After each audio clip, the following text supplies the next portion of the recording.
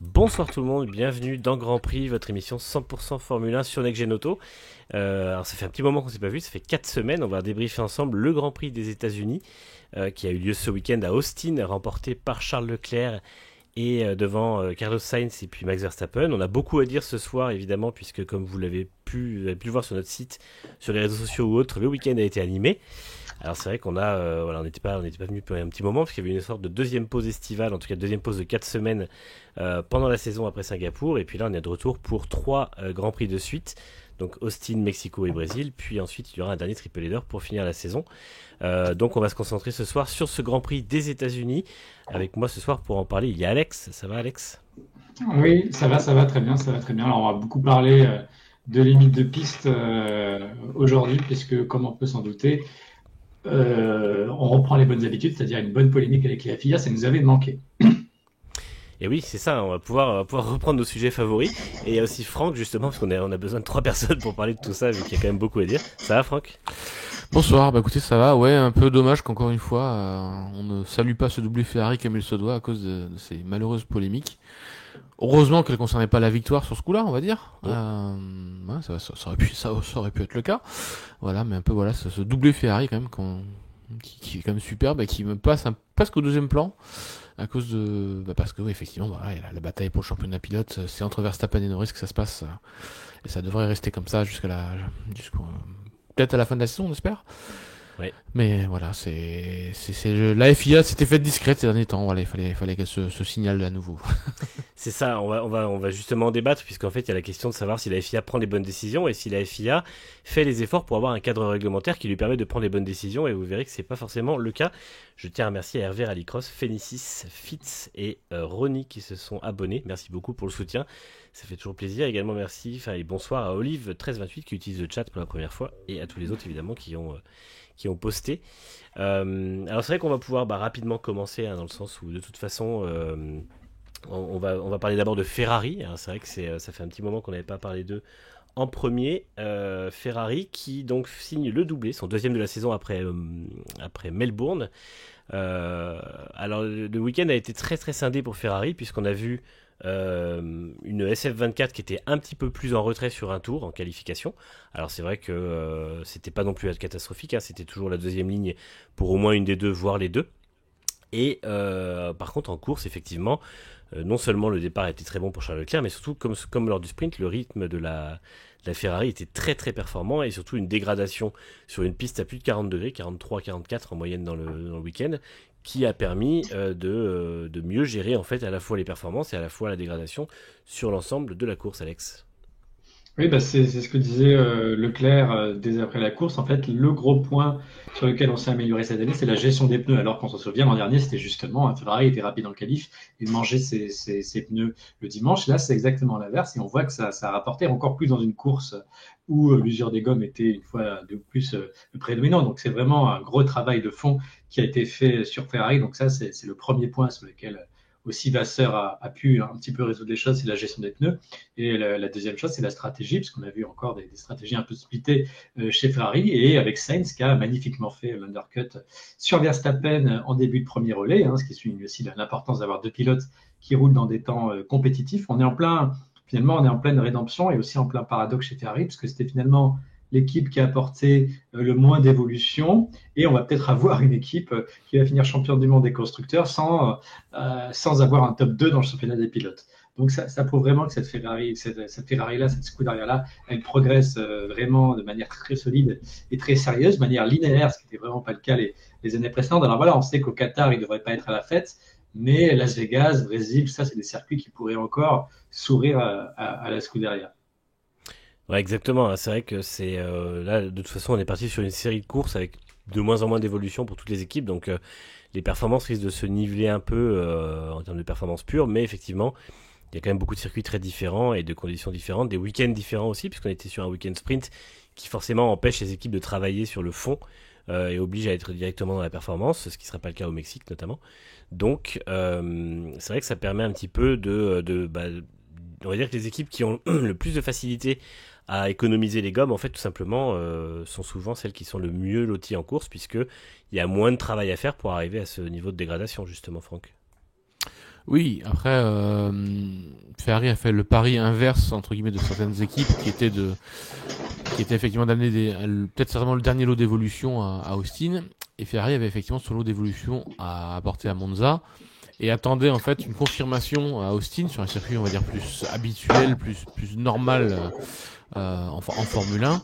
Enfin, ce qu'on a l'habitude de voir sur un circuit routier, on pourrait presque dire ça. On pourrait presque dire que c'est presque comme ça maintenant, parce que l'IndyCar a ses ovales et ses routiers, on pourrait presque dire que la F1 a ses routiers et ses urbains maintenant. C'est ça.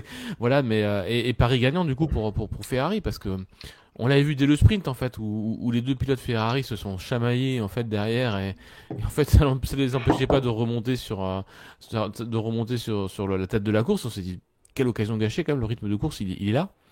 Et finalement, Leclerc a tiré effectivement aussi grande partie de la petite bataille entre Verstappen et Norris au départ, pour s'infiltrer et surtout se mettre dans une très bonne position derrière avec un rythme de course qui était parfait. La stratégie aussi pour Sainz, effectivement aussi de le faire arrêter aussi. Pas beaucoup plus tôt, mais un peu plus tôt que les autres, histoire de remonter juste le nombre de secondes nécessaires pour passer devant, donc sur l'undercut.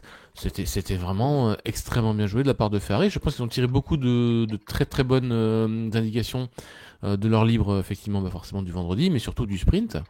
Après, comme tu l'as dit, c'est un week-end sprint, donc c'est aussi une petite question de chance pour les réglages. Hein. On en parlera certainement du côté de Mercedes, certainement. Mais c'est quand même une confirmation que la Scuderia est vraiment sur la bonne voie, parce que ils attendaient vraiment ce circuit routier, je vais l'appeler comme ça, désolé, pour confirmer qu'effectivement que la SF24 va vraiment dans le bon sens. Je crois qu'ils avaient juste une évolution au niveau de l'aileron avant, peut-être, si je me trompe pas. Chez Ferrari, et ils avaient 2-3 pièces qui étaient qui étaient spécifiques pour le circuit en fait. Mais voilà, mais le pari de Vasseur, qui est le pari d'optimiser la voiture, d'optimiser la mécanique, les réglages et tout ça, c'est le bon pari, parce qu'effectivement, il y a tellement plus à gagner en comprenant la voiture et en la réglant correctement qu'avec des pièces, comme il le dit, qui rapportent plus que quelques centièmes, voire un dixième maximum quand vous apportez l'évolution. Même un plancher aujourd'hui, c'est plus révolutionnaire. Vous gagnez plus 5 dixièmes avec un plancher, c'est fini. Donc voilà, c'est une superbe Scuderia qu'on a vu. Je ne répète pas les mots qu'a dit Alex sur la stratégie et tout ça aussi, qui sont, on a vraiment une autre Scuderia, beaucoup plus sereine, beaucoup plus apte à aller viser le titre mondial constructeur n'est pas du tout exclu à ce rythme-là. Même ils sont même très largement en lice pour ça. Et ils ont deux pilotes solides. Chez Red Bull, c'est toujours un seul pilote, clairement. Chez McLaren, il y en a deux, mais il y en a un qui est un poil plus tendre en ce moment. Et donc ça peut jouer quand même pour Ferrari pour le titre constructeur. Et il faudrait plus que Verstappen et Norris s'accrochent une fois, et Leclerc serait peut-être pas si loin que ça non plus au titre pilote. Donc voilà, c'est je tenais à tirer mon coup de chapeau à la Scuderia quand même, parce que leur doublé est un peu passé pas sous silence, parce que il a quand même été bien fêté, mais par rapport à toute la polémique qu'il y a eu derrière avec Verstappen et Norris. Ouais, avant d'y venir, c'est vrai que moi je voulais relever aussi le fait que Vasseur a dit qu'il avait été impressionné par le fait que toute l'équipe garde son sang-froid tout le long du week-end. Et en fait, je trouve que c'est tellement vrai, parce que on a vu que tout le week-end, il y avait des petites imperfections. Le rythme était rapide au sprint, mais ils se sont un peu battus. Il y a eu les qualifs qui étaient pas mal, mais il manquait un petit peu. Et ils ont tous attendu leur heure. Et en fait, c'est bien ce qui s'est passé. Ils ont eu de la chance que Verstappen fasse le boucher au départ, parce que ça a permis de gagner des positions. Mais il fallait quand même le faire. Et il fallait quand même derrière les garder et surtout prendre l'avance que Leclerc a prise au fur et à mesure du premier relais. Et moi, je trouve que on oublie un peu, et il y a beaucoup de gens qui critiquent rapidement Leclerc en disant qu'il est trop tendre et machin et tout ça. Le fait est que Leclerc, c'est une machine à gagner quand il est devant, et c'est une machine à gagner même quand il a la bonne voiture, et je trouve que ce qu'il a gagné par rapport à il y a quelques années ou quelques mois, c'est qu'il n'est pas défaitiste après le samedi, quel que soit alors, je pense que ça aide d'avoir une voiture qui est meilleure le dimanche en course, mais il est jamais défaitiste le samedi, et on voit que le dimanche, il est toujours là pour gagner. Et moi je trouve que, à part Monaco, parce que c'était un peu différent, il y avait vraiment ce côté où il était devant tout le week-end, mais Monza et ici, je trouve qu'il est vraiment c'est le dimanche où il fait vraiment le taf pour aller chercher la victoire. Et c'est vrai que peut-être en fin d'année, mais surtout l'an prochain, avec une saison qui sera sûrement serrée dès le départ, pour moi c'est un comportement et une approche qui peuvent largement en faire un candidat au titre. Quelques chiffres sur Ferrari. C'était seulement le 3e doublé Ferrari de la décennie, le 6e au cours des 14 dernières années. Donc, c'est pour dire que les derniers doublés Ferrari, c'était Australie, donc cette année, Mais avant, c'était pareil en 2022 et Singapour 2019. Donc on vient d'assister finalement à quelque chose qui n'arrive que 5 ou 6 fois par décennie pour le moment. C'est assez peu, hein, c'est vrai, par rapport aux autres équipes qui dominent. Notamment effectivement Mercedes et Red Bull, hein, qui en ont fait beaucoup ces dernières années. Alors j'ai vu dans le chat, on voulait parler de Brian Bozzi, l'ingénieur de Leclerc, et de Ravin Jain, le stratège de Ferrari. Effectivement, ils ont fait du très bon boulot en coulisses, et Ravin Jain a d'ailleurs été sur le podium avec ces deux pilotes. Parce qu'effectivement, on voit quand même que même si la voiture est plus facile à régler, il y a quand même beaucoup moins de couacs de stratégie chez Ferrari cette année. Hein. Dès qu'il y a une bonne affaire à réfléchir, ils le font. Donc ça, là-dessus, on peut dire que c'est vraiment le gros progrès aussi. Ouais. En opérationnel par rapport aux années d'avant. Ça aide d'avoir deux voitures, encore une fois. Aussi, c'est vrai que ça fait là, dans un week-end comme celui-ci. Deux pilotes. Ouais, bah c'est clair, hein, comme ça, dans un week-end comme celui-ci, ils sont à 2 contre 1 avec Red Bull et à 2 contre 1 avec McLaren. Donc, et puis en plus, vu que McLaren et Red Bull sont l'un contre l'autre, ça aide encore plus. Bon voilà, je pense qu'on a fait à peu près le tour. On a beaucoup à dire sur le reste. Donc Ferrari, malheureusement, on va faire un peu dans la lignée du week-end. On va pas être trop épilogué dessus. Encore oui, c'est bravo. toujours pareil, on parle jamais des bons, on parle toujours de. C'est ça. On parle jamais de Sauber non plus. Hein. Sauber, les deux extrêmes ne sont pas bons. Oui, parce que d'ailleurs, je pense qu'on va pas en parler beaucoup tout à l'heure non plus. Sur les rumeurs de transfert peut-être. Oui, voilà. Au moins. Mais pas sur ce qui se passe en piste en tout cas. Si, allez, sur une dizaine de tours. Donc on va forcément passer à Red Bull avec la 3e place de Max Verstappen, la 7e de Sergio Perez. De qui De Sergio Perez, on en reparlera, on rappellera qui il est, on mettra un petit peu le visage sur le nom. Et puis victoire au sprint pour Verstappen, pole pour le sprint et 2e place sur la grille. Donc en termes de performance, évidemment, c'est Max Verstappen, il n'y a jamais grand chose à dire. Hein. Personnellement, je ne vois pas enfin, il a été au top de sa performance tout le week-end, comme il est depuis maintenant 4 ans, je pense. Mais encore une fois, un départ où il décide de plonger à l'intérieur et de... Avant ça, juste comme signaler qu'il y avait des grosses évolutions sur la RB20. Oui. Pour signaler aussi quand même que c'est aussi un petit peu un retour aux avant-postes pour la Red Bull aussi. Donc ça a confirmé sur d'autres circuits effectivement, mais bon, la RB20 effectivement était évoluée. Alors... J'entends des bruits bizarres, je sais pas où c'est. Faut couper le micro. Voilà, donc ouais, non, il y avait une voiture très fortement évoluée et a priori ça va quand même dans le bon sens. Donc c'est pas encore la domination, le retour de la domination comme on aurait pu le craindre samedi justement. Pole effectivement et sprint remporté. Voilà et bon, on a Alex qui cherche son angle de caméra.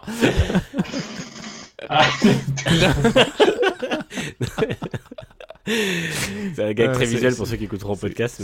Il règle sa hauteur de caisse avec son outil dans le cockpit, c'est ça? C'est ça. C'est visiblement autorisé donc.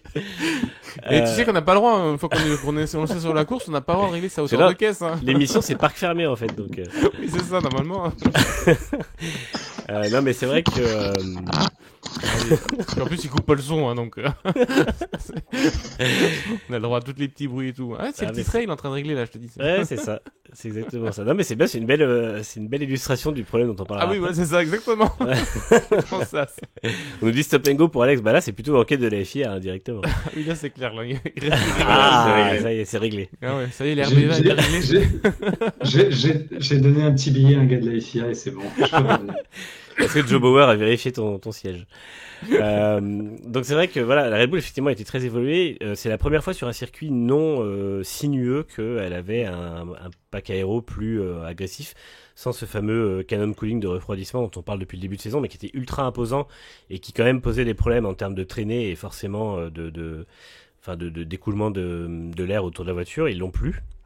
Et c'est vrai que ça a bien marché, il y a eu de très bonnes performances sur un tour, Verstappen a directement été très rapide, d'ailleurs le pilote Ferrari ont eu peur, vendredi soir il disait que quand ils l'ont vu, non c'était samedi après le sprint, il disait quand ils l'avaient vu à 1 seconde et demie dès le premier tour devant, ils ont commencé à un peu avoir peur, mais bon, finalement ça c'est, voilà, ils ont vu que... Ouais.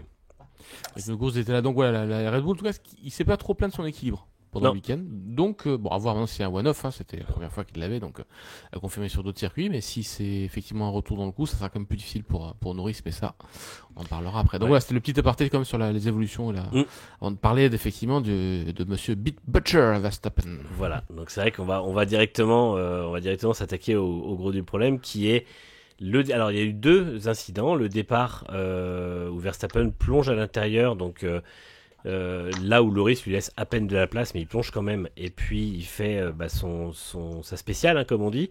C'est-à-dire qu'il va trop loin et il pousse Norris hors piste et il prend la place. Donc, en plus, ça permet à Leclerc de gagner, de passer devant et à Sainz de passer Norris. Et il y a également en fin de course un mouvement encore plus polémique, puisque donc le premier tour jamais n'est sanctionné. Alors je vois dans le chat on nous dit Norris s'endort au départ, c'était sûr que Max allait se jeter comme un bourrin.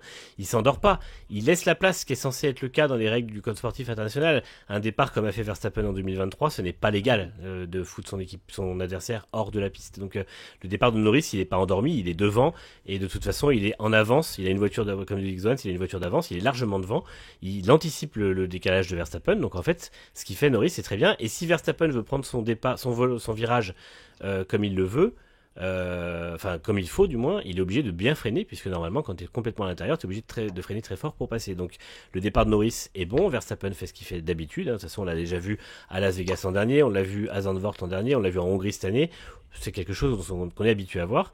Et en fin de course, Norris attaque, Verstappen défend et l'envoie également hors piste. Donc ça c'est pareil, c'est quelque chose qu'on a vu plusieurs fois de la part de Verstappen, hein. Il décide de rester devant au point de corde puisque le règlement de la FIA le dit comme ça. Et du coup, forcément, il emmène Norris hors piste. Lui aussi passe hors piste. Norris l'a quand même dépassé et a été pénalisé par la FIA alors que Verstappen, qui est passé hors piste, n'a pas eu d'enquête. Donc...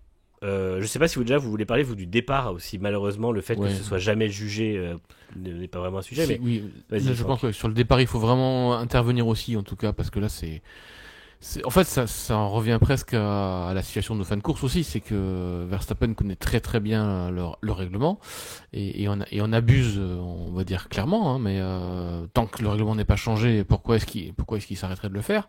C'est effectivement, voilà, il y va à fond, il plante son freinage, quitte à effectivement, à sortir les autres, quoi. Donc là, sur le départ, il a peut-être encore eu la chance entre guillemets de rester lui sur la piste et que ce soit Norris qui sorte.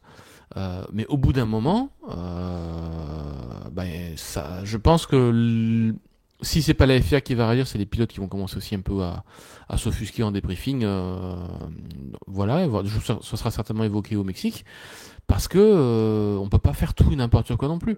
Norris, j'ai aussi lu que certains disent qu'il aurait dû directement se mettre sur la trajectoire de Verstappen. Comme on sait que Verstappen fait ça, en général. Pourquoi ne pas aller directement se mettre tout à l'intérieur, puisqu'il était parti correctement, il était parti devant. Pourquoi ne pas aller fermer directement le trou, en sachant ce que Verstappen allait faire? Ça aurait été aussi une méthode. Je ne sais pas pourquoi Norris ne l'a pas employé. Il est certainement, en tant que pilote à sa place, plus apte à juger du meilleur positionnement de sa F1. Maintenant, quand on sait qu'on a Verstappen derrière qui fait ce genre d'action, et que ça passe systématiquement par un pilote qui doit partir dehors. Alors ça, vous pouvez le faire effectivement aussi, mais vous pouvez pas le faire à Monaco, vous pouvez pas le faire sur des circuits où, voilà, où il y a des rails qui bordent directement le circuit. Mais ouais, je pense qu'effectivement pour le départ, à mon avis, il va quand même falloir commencer à réfléchir un petit peu, comme cette histoire de règlement du point de corde, hein, dont on va parler ensuite. C'est vrai que moi pour le départ, je vois des gens qui disent Norris c'est trop soft, d'autres qui disent pourquoi Norris ne se met pas à la corde, mais déjà faut pas oublier que vu la largeur de la piste à Austin, puisqu'à cet endroit-là la piste fait plus de 15 mètres de large, si Norris plonge directement à la corde, il se met 1 dans la poussière, 2 complètement à l'intérieur, et Verstappen, s'il prend un départ aussi rapide, peut décroiser. Parce qu'en fait, le but de Verstappen, si c'est ça, c'est de foutre Norris à l'intérieur pour lui décroiser et accélérer plus fort. Donc de toute façon, c'est un lose-lose pour Norris, et à la fin, de toute façon, Verstappen sait qu'il ne sera pas pénalisé. Félicie s'est demandé est-ce que la FIA n'a pas réagi au premier tour car des places ont été perdues pour les pilotes dans la manœuvre. Pas du tout. La FIA, depuis 2020, à l'époque où elle avait fait tout et son contraire en 2 courses, a finalement décidé qu'au premier tour, il n'y aurait jamais de pénalité. Verstappen le sait, c'est pour ça qu'il fait des départs de bourrin, comme Austin 2023, comme Las Vegas 2023, et comme en Hongrie cette année, ou comme là maintenant. Oui, voilà. En fait, on en vient au débat fondamental. Est-ce que c'est le coupable? À mon avis, c'est pas Verstappen. Verstappen, il a tout bien fait selon les règles. Il a tout simplement profité des règles en vigueur, de l'inconstance de l'application des règles en vigueur de la FIA. Et donc, pour moi, s'il y a quelqu'un, c'est moins Verstappen qui a blâmé que la FIA pour un ensemble de règles qui a des failles. Et c'est très difficile de faire un ensemble de règlements, évidemment. Mais Verstappen ne fait que profiter des failles. Et pour moi, en fait, et dans ce contexte-là, alors on peut dire c'est pas très fair, etc. Mais en tout cas, dans ce contexte-là, il a tout bien fait. Et voilà, c'est ce qui me fait dire que ce titre mondial-là, s'il va le chercher, ça sera vraiment très, très, très largement de son fait, beaucoup plus que Red Bull que par le passé. Voilà, il fait que jouer avec les règles du jeu, le jeu peut le vicier, mais il profite des règles. Alors je suis d'accord pour le premier tour, mais je suis pas d'accord pour la suite. Je vois David J qui dit c'est max, on sait qu'il va passer s'il y a 1 centimètre. Mais déjà, le problème de dire c'est max, c'est qu'aujourd'hui on est en train de discuter de changement de règlement à cause de Max Verstappen, ce qui est le cas depuis 2016. Depuis 2016, pardon, il est arrivé en Formule 1 en 2015, et depuis 2016 on change des règles à cause de son pilotage. Au bout d'un moment, il faut peut-être sanctionner la personne qui est trop autour du règlement. Et moi je trouve qu'en fin de course, les règles sont pas respectées parce que la règle du point de corde, donc on va expliquer ce que c'est que le pilote qui est au point de corde, entre guillemets, a le virage, c'est-à-dire que c'est lui qui a la priorité pour reprendre la piste. Sauf que Verstappen le sait et du coup lâche les freins et rate ses virages pour sortir son adversaire. Donc forcément c'est très facile d'être en avance au point de corde en faisant ça. Le souci c'est que cette règle-là, elle est complémentaire d'une règle dans le code sportif international qui, je le rappelle, dit que toute manœuvre de dépassement doit se faire entre les 2 lignes qui bordent la piste. Et là du coup, on n'y est plus du tout. Et c'est ce que Button disait l'autre jour à Christian Horner, on a publié l'article cet après-midi, c'est que le point de corde c'est bien, mais c'est trop facile. En fait, on ne peut pas juger un incident dynamique sur une image arrêtée qui est le point de corde, parce que l'incident dynamique, c'est un freinage, un point de corde et une sortie. Et le freinage, Verstappen le fait beaucoup plus léger que les autres. Le point de corde, il est devant, donc il est dans son droit. Et la sortie, il fout tout le monde dehors. Et encore une fois, signature move, on l'a vu aussi par exemple en 2021, à je sais pas combien de reprises avec Hamilton. On l'a vu en Autriche jusqu'à l'accrochage cette année avec Norris. Donc en fait, c'est toujours chantage à l'accrochage. Après, on dit Norris c'est trop tendre, mais en même temps, je comprends qu'il ait pas envie de se faire accrocher dès qu'il essaye de porter une attaque. Oui. Et c'est le championnat du monde. bah c'est ça, il joue le championnat et en fait il sait que son adversaire va tout faire pour l'accrocher. C'est comme à l'époque où des mecs comme Hill, Villeneuve ou Hakkinen se battaient contre Schumacher.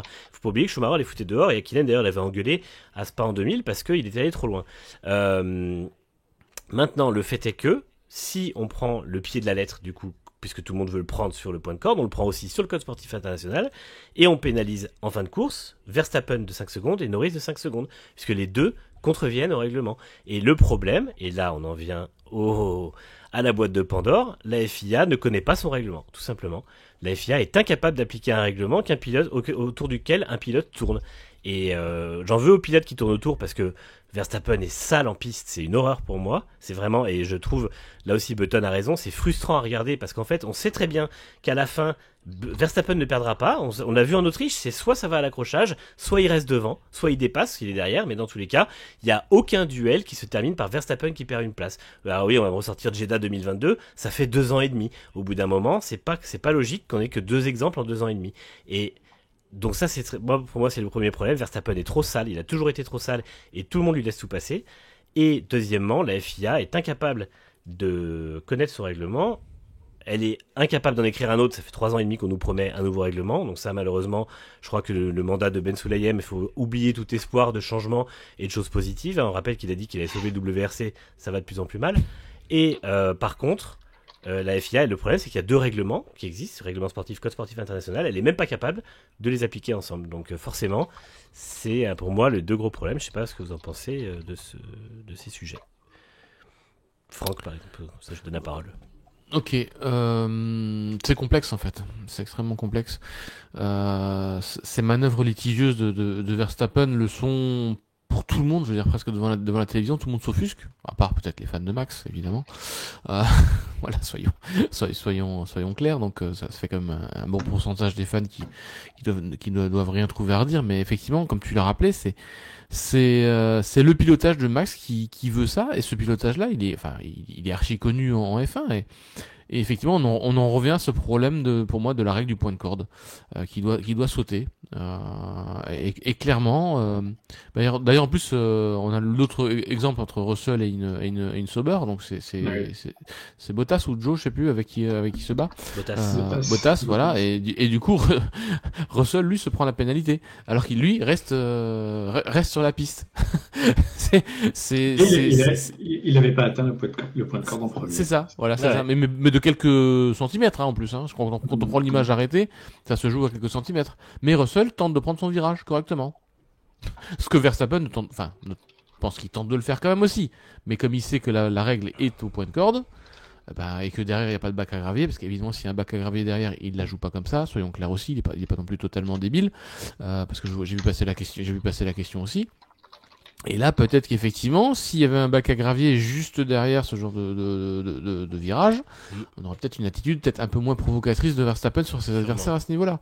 Donc voilà, on en est en fait à deux gros problèmes. Comme tu l'as dit, il y a effectivement le problème entre guillemets Verstappen qui est son pilotage qui est totalement adapté aux règles actuelles de la F1, et nul doute que si la FIA change sa règle, il saura s'y adapter encore une fois, il est comme très intelligent là-dessus, personne ne le remet en doute, et ça l'a sauvé, et ça lui a fait marquer un maximum de points et tout ça, donc pour ça, chapeau, forcément.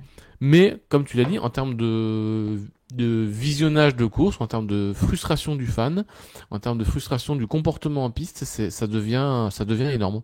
Voilà, puisqu'on n'est pas les seuls à le dire, hein. Il y a quelqu'un, voilà, comme tu l'as dit, comme Jenson Button qui a clairement ouvertement attaqué Horner en direct à la Sky, hein, parce que voilà, Button était consultant, et donc il y a eu un échange assez que je vous invite effectivement, comme tu l'as dit, à lire sur Next Gen Auto, qui explique bien quelle est la frustration du fan en voyant que Verstappen fait fi de toutes les règles entre guillemets de combat habituel entre deux pilotes sur la piste en utilisant uniquement cette règle du point de corde. C'est justement cette règle-là qui prend à son profit pour faire quelque chose effectivement de sale. Et voilà. Et effectivement, quand il finit sa manœuvre lui aussi hors des limites de la piste, et c'est pas sanctionné non plus. Donc là, c'est pas normal. Pour moi, il y aurait une neutralisation là-dessus derrière. Voilà. Et écoute, vous avez tous les deux fait une bourde, 5 secondes partout, et voilà. Pour moi, ça aurait été la meilleure des solutions.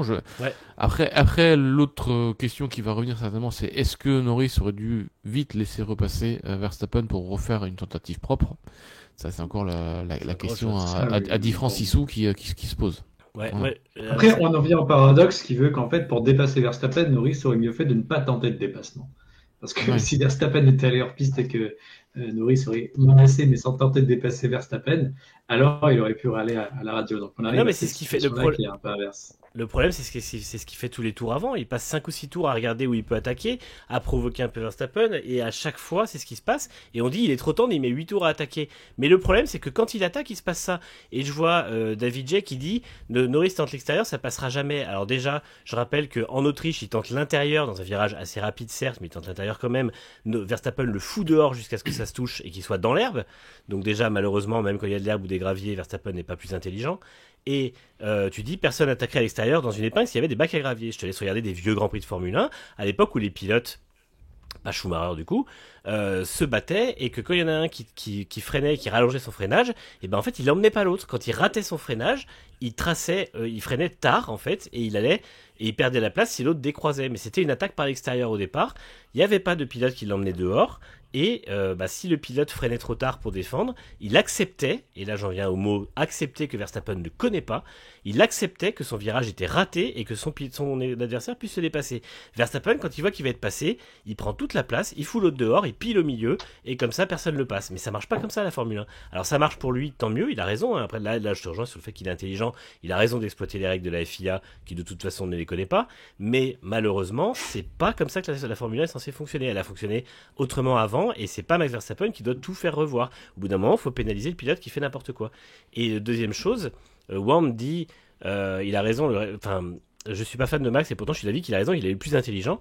Moi je pense que quand il fait ça en piste, il est pas du tout intelligent. Je pense qu'il est bourré d'ego et qu'il refuse de se laisser passer. Je pense que les moments où il fait ce genre de manœuvre en piste, certes il les calcule parce qu'il est incroyablement bon, et encore une fois, qu'on vienne pas me dire qu'il fait pas exprès, parce que je pense qu'il sait exactement chaque millimètre où il met ses roues pendant 55 ou 70 tours de course sur les circuits.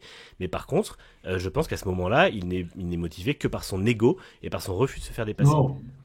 Oui, je pense qu'aussi. Oui, je pense qu'il y a les deux. Il y a à la fois l'ego et à la fois l'intelligence de savoir que la FIA l'a pas trop sanctionné. Je pense que c'est les deux. On peut pas dire c'est 100% là. Non, bien sûr, mais je pense que c'est pas que de l'intelligence.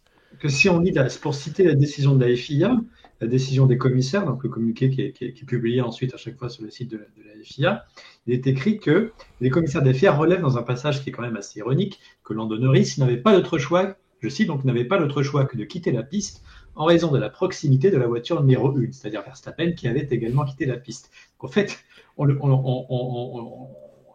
la FIA reconnaît que Norris n'avait pas eu Il n'avait pas eu d'autre choix que de quitter la piste. Après, il avait quand même un choix, et là, c'est un autre débat. C'est est-ce que chez McLaren, on ne pouvait pas se dire, bon, il reste quand même 4-5 tours, est-ce qu'on ne peut pas le relaisser passer comme ça parce qu'on va finir par y arriver avec le différentiel du peu. Donc ça, c'était un débat. Ouais, figure-toi que c'était là cru que l'enquête c'était pour Verstappen et pas pour Norris en plus. Au tout début. Après le truc, c'est qu'on dit ça, mais en même temps, McLaren, c'est aussi que les pneus peuvent vite chuter en performance. Il n'y a pas des milliers de tentatives. Il ne faut pas oublier que, parce que je lis qu'on critique Norris pour pas aller à l'intérieur, mais il faut pas oublier qu'un pilote qui prend l'aspiration de Verstappen et se décale à l'intérieur, Verstappen se décale en réaction et n'est jamais puni non plus.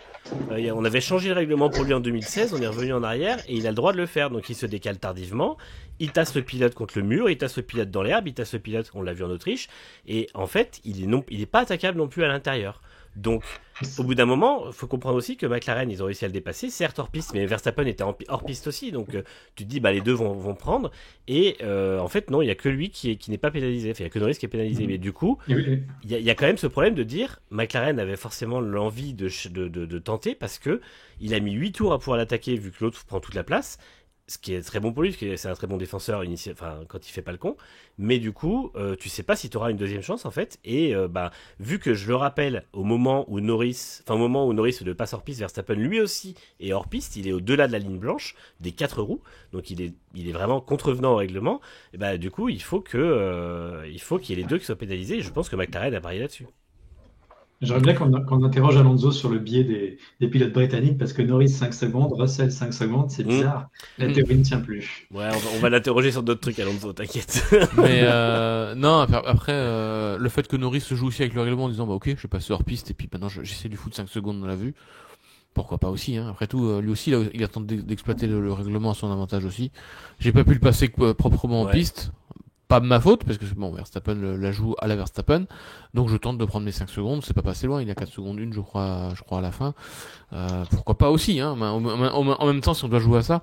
Maintenant, je reprends ce que le commentaire qu'a fait Vulgaro dans le chat, et qui, moi, me semble extrêmement pertinent, mais qui risquerait de relancer encore plus de polémique, c'est-à-dire qu'on arrête avec cette règle du point de corde complètement débile, et qu'on juge chacune de ces tentatives de dépassement un peu ratées ou désespérées, de manière individuelle. Et là, clairement, pour moi, Verstappen était à la faute parce qu'il emmène son adversaire en dehors de la piste volontairement et lui-même sort de la piste. Et il doit considérer qu'on va avoir perdu la place et basta quoi. Oui. Et puis voilà, et on a arrêté avec cette règle du point de corde qui est la règle unique. Peut-être que ça va être la règle de base, mais qu'il doit pouvoir y avoir un problème d'interprétation. Ce qui ensuite relance encore tout un tas de polémiques qu'on a connues pendant des années et des années sur les jugements des commissaires, sur le fait qu'ils sont pas impartiaux, sur le fait qu'il n'y a pas de code de course et tout. Mais au bout d'un moment, on a de nouveau cette polémique-là qui surgit. On est encore en train d'en discuter là, ce qui veut bien dire que cette règle ne règle pas tout. Voilà. Ouais. Donc. Et moi, je maintiens qu'encore une fois, si les commissaires étaient un peu meilleurs, la question se poserait pas, puisque la règle du point de corde s'accompagnerait de celle du fait qu'il faut dépasser hors piste. Est-ce que Verstappen est incapable de faire? Verstappen sort toujours de la piste. Encore une fois, sans aller jusqu'à prendre l'énorme sortie à Interlagos où il emmène Hamilton à 15 mètres de la piste, il y en a eu plein d'autres. Ou alors défendre en piste peut-être aussi. Tu dois aussi. Oui, aussi, attaquer en piste et défendre en piste. Tu vois, tu rajoutes 2 mots dans le code sportif, c'est réglé, quoi. Là, défendre en piste, c'est pas le cas. Las Vegas en dernier, faut pas oublier que quand il passe Gasly sur sa remontée à Zandvoort en dernier, il le fout complètement hors piste, sur un endroit où la piste est peinte et sous la pluie, donc l'autre, il perd 30 km/h, mais tout le monde s'en fout, hein. Là, on est en pleine course, on n'est pas au premier tour. Et c'est que comme ça, c'est tout le temps, et jamais il est puni. Et moi, je trouve, alors, je ne suis pas comme, qui a dit dans le chat, qu'il faut réfléchir à se demander si c'est le Tiano qui dit la FIA n'est-elle pas corrompue? Non, la FIA est juste incompétente, elle n'est pas corrompue. Ils en sont pas encore arrivés à ce stade-là. Hein. Non, ils en sont pas encore là. Et par contre, au moins, il y aurait une explication. Oui, c'est vrai. C'est pas faux. Mais non, moi je remonte au commentaire de Lord Phoenix qui dit au-delà du règlement, il faudrait aussi parler des commissaires pilotes qui n'ont pas touché une F1 depuis 30 ans. Et là je dis alléluia, on donne le dernier mot à des mecs qui n'ont plus touché un volant depuis 30 ans et qui pensent qu'ils ont encore tout le truc. Et quand on voit les avis totalement désastreux de certains anciens pilotes sur les réseaux sociaux ou en tant que consultants, j'ai tendance à penser qu'effectivement leur donner des responsabilités avec la FIA c'est une grosse erreur. Donc, mais bon, encore une fois, de toute façon la FIA Depuis 2021, on nous avait dit on aura une control room, on aura ci, on aura ça. Ils sont jamais. Un coup, on attend la fin de course pour une décision. Un coup, on la rush. Un coup, on punit celui qui est dehors. Un coup, on punit celui qui est dedans. Un coup, enfin, il y a rien qui va. Il y a pas une. Il y a pas deux décisions qui sont les mêmes. Enfin, c'est une catastrophe. Honnêtement, moi, je trouve que c'est une catastrophe. Et le problème, c'est qu'avant, c'est des problèmes qui n'étaient pas aussi importants parce que les pilotes, ils mettaient du leur. Il y avait une espèce de respect. Je suis désolé. Pour moi, la FIA, on en voit son incompétence depuis que Verstappen se bat pour la victoire. Parce que depuis que Verstappen se bat pour la victoire, on a des situations comme ça 7 ou 8 fois par an. Avant, ça n'arrivait qu'une fois tous les 3 ans et le pilote était puni. Ou alors on disait, on va légèrement modifier ces mots du règlement. Et c'était, voilà. Le problème, c'est que avec Verstappen, on a ça tout le temps. Et à chaque fois, on se rend compte que la FIA ne prend pas la même décision et ne sait pas ce qu'elle fait, surtout à chaque fois. Là, encore une fois, tu parlais de la justification. Quand on entend dire, on l'a puni parce qu'il est passé hors piste. Il a dépassé hors piste, certes, mais il est passé hors piste. Mais en même temps, on ne met pas d'enquête sur Verstappen. Et en même temps, on fait une plus petite pénalité à Norris parce qu'il a été forcé hors piste par Verstappen. Enfin, il n'y a aucune logique dans tout ça, quoi. Et moi, je trouve que c'est vraiment lamentable. Un jour, ça va se finir en vote du public en direct. Doit-on pénaliser ou pas? Au moins, ouais, ça franchement, ce serait pas plus hasardeux. Hein. C'est ça. Et... Il va y avoir un système quelque part, on pourra voter. Pénalité ou pas. Voilà. Bah c'est ça, hein, c'est ça. Mais moi, c'est vrai que je trouve qu'on en laisse beaucoup trop passer à Verstappen parce que, encore une fois, déjà, ce qui m'énerve le plus, c'est que c'est le pilote qui a le moins besoin de ça sur la grille. C'est le meilleur, je veux dire, c'est le meilleur pilote actuel. Ça fait 3 ans que c'est le meilleur pilote de la grille. Il est juste trop fort pour les autres. Il est capable de faire des miracles avec une voiture qui aujourd'hui ne vaut pas ce qu'il en fait. Et en fait, je comprends que ce soit frustrant quand tu as gagné 19 courses l'année d'avant de se battre pour des podiums et des accessits, mais c'est la Formule 1, tu peux pas gagner tout le temps. Et même quand il se battait pour les courses l'an dernier, on le voit bien, il était à 17 victoires quand à Las Vegas, il décide de foutre Leclerc hors piste pour passer. Donc au bout d'un moment, il faut quand même que quelqu'un lui fasse. Et je vois Wam qui dit ça sonnerait quoi? Un Grand Prix où tout le monde roule comme Verstappen, bah ça sonnerait que ce serait plus de la Formule 1, ce serait du stock car et ce serait un championnat d'amateurs. Parce que si tu mets 20 pilotes qui roulent comme ça, c'est du spectacle de karting, hein, c'est rien d'autre. Donc moi je trouve ça, c'est pas gérable, quoi. Ouais, on pourrait y passer des heures et des heures, hein, les amis. T'as perdu des semaines d'espérance de vie là. Ah mais depuis dimanche, mais j'ai vieilli, mon pauvre. Non mais ça m'énerve parce qu'en fait c'est des problèmes. Ça fait 3 ans. compris. Ça fait 3 ans qu'on fait cette émission et 3 ans qu'on est en boucle parce que la FIA est trop mauvaise en fait et parce que Verstappen a pas une once d'effort. Mais bon. Mais ça nous fait des audiences, voilà, quand il y a ce genre de polémique. Bon bah continue Max alors. Allez, continue Max. C'est vrai que je pense que ouais. Est-ce qu'on a déjà fait des plus grosses audiences que Jeddah 2021? Il y avait pas que Verstappen. Mais cela dit, pour revenir à Verstappen, c'est un tournant puisque si je me trompe, c'est la première fois depuis l'Autriche depuis Silverstone où Verstappen marque plus de points que Norris au championnat. Donc c'est vraiment pour moi, c'est peut-être ce week-end-là où il a peut-être scellé son titre, hein, parce qu'on avait quand même une tendance qui était très très descendante pour Red Bull, et là voilà, l'écart s'est creusé de 5 points en un week-end, c'est pas beaucoup, mais quand il reste plus que 5 courses et de sprint, c'est tout à fait énorme.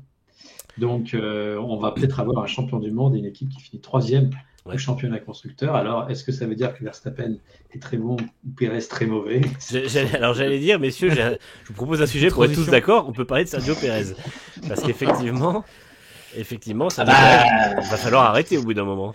9 dixièmes, une seconde en qualif. Et il se fait doubler par Russell qui part des stands. Ça, c'est quand même il finit 10 secondes devant Lawson qui part 19e, qui a une RBF1. Et surtout, en Q3, il fait un temps à 899 millièmes de Verstappen en ne respectant pas les limites de piste. Et ça, c'est quand même... ça fait beaucoup pour un week-end, en fait. C'est l'inverse, c'est Verstappen qui respecte pas les limites de piste le dimanche, c'est Pérez le samedi. Pérez, il est irréprochable le dimanche, hein. On dépasse pas, donc forcément, il n'y a pas de... C'est ça, il garde même les 4 roues dans la piste, lui. Non, il n'ose plus. À droite.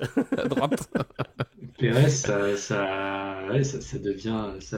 Verstappen a officiellement plus du double de points que Pérez, quoi, depuis très très longtemps. Donc depuis 2 ans. C'est hyper gênant. Hein. Ouais. Les dernières rumeurs là, dans le paddock, si vous avez lu Nigel Auto, les amis et le chat, effectivement, c'est que il y a quand même une discussion en coulisses entre Red Bull et le management de Pérez, qui est clairement en train de dire voilà, c'est le seul Grand Prix du Mexique là. Tu as l'occasion d'annoncer ta retraite à la fin de la saison, ou tu l'annonces à Abu Dhabi. Enfin, quoi qu'il en soit, si tu veux sortir la tête haute, à mon avis, si tu veux, si tu veux effectivement ne pas te faire évincé par Liam Lawson, parce que c'est clairement ce qui va arriver, hein. Soyons clairs, Lawson il est en train de tout chahuter chez RBF1, il n'y a aucun problème là-dessus, ça a été bien noté. Marco il est à fond là-dessus, Horner il a bien souligné aussi, Perez n'a pas eu un seul mot de la part de Horner après le Grand Prix. C'est à part le fait que c'est le prochain Grand Prix au Mexique, voilà, qu'on espère que ça ira mieux. Je pense que voilà, le Perez c'est le condamné, ça y est.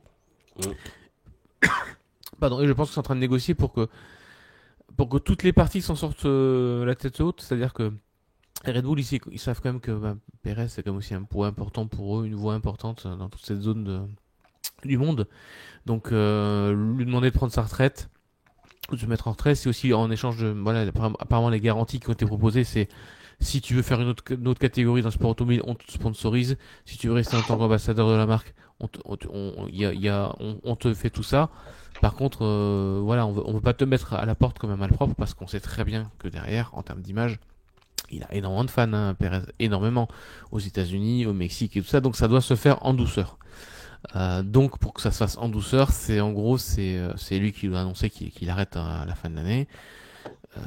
S'il veut pas le faire en douceur, ça se passera plus durement. Et s'il est encore là en 2025, c'est que vraiment il a des dossiers pas possibles sur Marco, Horner et compagnie. Parce que je comprends pas quoi. Non. Je veux dire, au bout d'un moment, il y a des limites quoi. Moi, j'avoue que j'ai eu une lueur d'espoir quand même à Bakou avec la Red Bull qui on s'est dit, tiens, voilà, on a peut-être une Red Bull qui revient dans le style de pilotage de Perez. Et j'y ai cru un instant, et puis non. Mais tu sais qu'en fait, ça m'a fait penser à l'an dernier Singapour, c'est-à-dire qu'en fait, Bakou, c'était un week-end un peu sans pour Verstappen. Et Perez en profite pour se mettre au niveau, et tout le monde dit, moi le premier, hein, on dit, ah bah ça y est, les problèmes sont enfin résolus d'un côté, il y a une espèce d'équité qui se fait, mais en fait, pas du tout. Et voilà, John Smith demandait dans le chat ce qui s'est passé pour qu'il s'effondre comme ça. Pour moi, c'est Miami 2023, c'est le jour. Il avait des hauts et des bas avant, hein, les saisons 2021 et 2022. Il a déjà des creux au milieu. Mais Miami 2023, je pense que c'est le jour où il arrête de penser qu'il peut battre Verstappen. Parce que je crois que jusqu'en 2023, il le pensait sincèrement. Tous les pilotes le pensent à un moment, hein, parce que sinon il serait pas là. Et je crois que ce jour-là, il a arrêté d'y croire, parce qu'il s'est fait laminer. Et depuis, il est juste dans un doute total. Maintenant, c'est vrai que quand on prend les commentaire de Horner qui dit on ne peut pas se permettre d'avoir de l'écart entre nos pilotes et que l'autre 2 jours plus tard il nous fait une qualif 9 dixièmes de Verstappen, ben forcément, et puis en fait qu'il se fait remonter dessus par une Williams, il se fait remonter par une RBF1, il se fait dépasser par Russell qui part des stands, il a du mal à se défaire d'une Haas, enfin c'est gênant quand t'as Verstappen, parce que bon, on a dit beaucoup de mal de Verstappen, mais il faut dire beaucoup de bien, il est d'une rapidité, d'une régularité absolument phénoménale. Il se bat tout le week-end, il fait pole du sprint, 2e place en qualif, victoire du sprint, 3e place en course, il est toujours aux avant-postes. Et puis t'as Checo à la fin de course qui dit bah ouais, moi j'étais derrière une Haas et une Williams qui étaient en pneus durs, j'ai eu du mal à les passer quoi, limite. Donc enfin, c'était pas en pneus durs, mais il dit j'étais derrière les voitures plus lentes et j'arrivais pas à les passer. Et là tu te dis avec ta même vraie voiture que toi, l'autre il est devant en train de jouer la victoire, donc tu peux pas entendre ce discours décemment en fait. Et ça aurait été quelqu'un d'autre que Perez dans la voiture, il aurait déjà dégagé depuis longtemps. Hein, évidemment. CF Gasly, CF Albon. CF, voilà, ça. Je réponds juste à Warius dans le chat qui disait cette zone du monde, tu parlais de l'Amérique du Sud. Alors déjà, le Mexique, c'est pas l'Amérique du Sud, c'est l'Amérique du Nord. Faut le savoir. C'est vraiment toute l'Amérique en fait. Voilà, c'est la zone LATAM en fait. C'est toute la zone LATAM, voilà, l'Amérique latine, mais aussi effectivement les États-Unis parce qu'il a aussi beaucoup de fans aux États-Unis. Donc toute la partie sud des États-Unis. Ouais. Et Liberty Media forcément, il y a aussi un gros point. Voilà, il y a pas de pilote américain en F1, mais Perez c'est peut-être ce qu'ils ont de plus américain pour l'instant qui fonctionne. Bon, je vais pas dire bien, oui, mais la nouvelle, voilà, qui est là quoi. La Nouvelle-Zélande, c'est le Commonwealth, c'est anglo-saxon. Voilà, après, ça fait que 3 courses qu'il n'y a plus de pilote américain en F1. Je vous rappelle que Logan Sargent existait avant. Donc... Alors, vous réjouissez pas trop parce que si Lawson nous met à tout éclater et qu'on se retrouve avec un Grand Prix de Nouvelle-Zélande avec 12 heures de décalage, j'ai bien envie de vous voir en train de suivre le Grand Prix, les gars. Non. Dans le centre, un Grand Prix urbain dans le centre d'Auckland. Voilà. C'est pas si loin de Melbourne. Hein. Oui. Après, je suis pas sûr que la fanbase elle soit aussi importante. Non, mais bon, en tout cas, moi, j'espère, très honnêtement, que Bon, Tsunoda, franchement, j'y crois pas, même si, alors, on en parlait maintenant aussi, parce que Tsunoda s'est vu promettre, entre guillemets, un test par Marco dans la RB20 après Abu Dhabi, sous la pression de Honda, quand même, il faut quand même le dire. Maintenant, il a aucune chance de prendre la place. Déjà, Lawson, il est à son niveau, voire même certainement devant très bientôt. Il débarque quand même là, hein. Faut quand même le rappeler. Tsunoda, il a quand même 17 courses ou 18 courses dans les pattes avec la V-Carb 01 de cette année. Il la connaît pas par cœur ou presque. Et Lawson est à son niveau déjà. Donc pour moi, il y a pas photo. S'il faut remplacer Perez dans le prochain, c'est Lawson qui y va. Voilà, c'est un produit en plus de la filière Red Bull. Donc puis pour un top team, on veut un pilote calme. Et même si Tsunoda s'est un peu calmé, voilà, il a quand même un passif. Maintenant, il était franchement calme dimanche. Et par contre, Lawson, c'est un pilote qu'on a vu qui sait s'affirmer et on en parlera au moment d'Alonso tout à l'heure. Hein. Ou de Lawson, je sais pas, peut-être qu'on en parlera. Mais moi, je mets une grosse pièce. Voilà, effectivement, il y a cette rumeur effectivement de Sergio, vas-y, annonce ta retraite ou annonce que tu pars à la fin de la saison. Enfin, annonce-le avant Abu Dhabi. Annonce-le avant qu'on annonce, quoi. Voilà, en fait, c'est ça. Il un peu ça. Il reproduit un peu le schéma qu'il avait fait en 2020.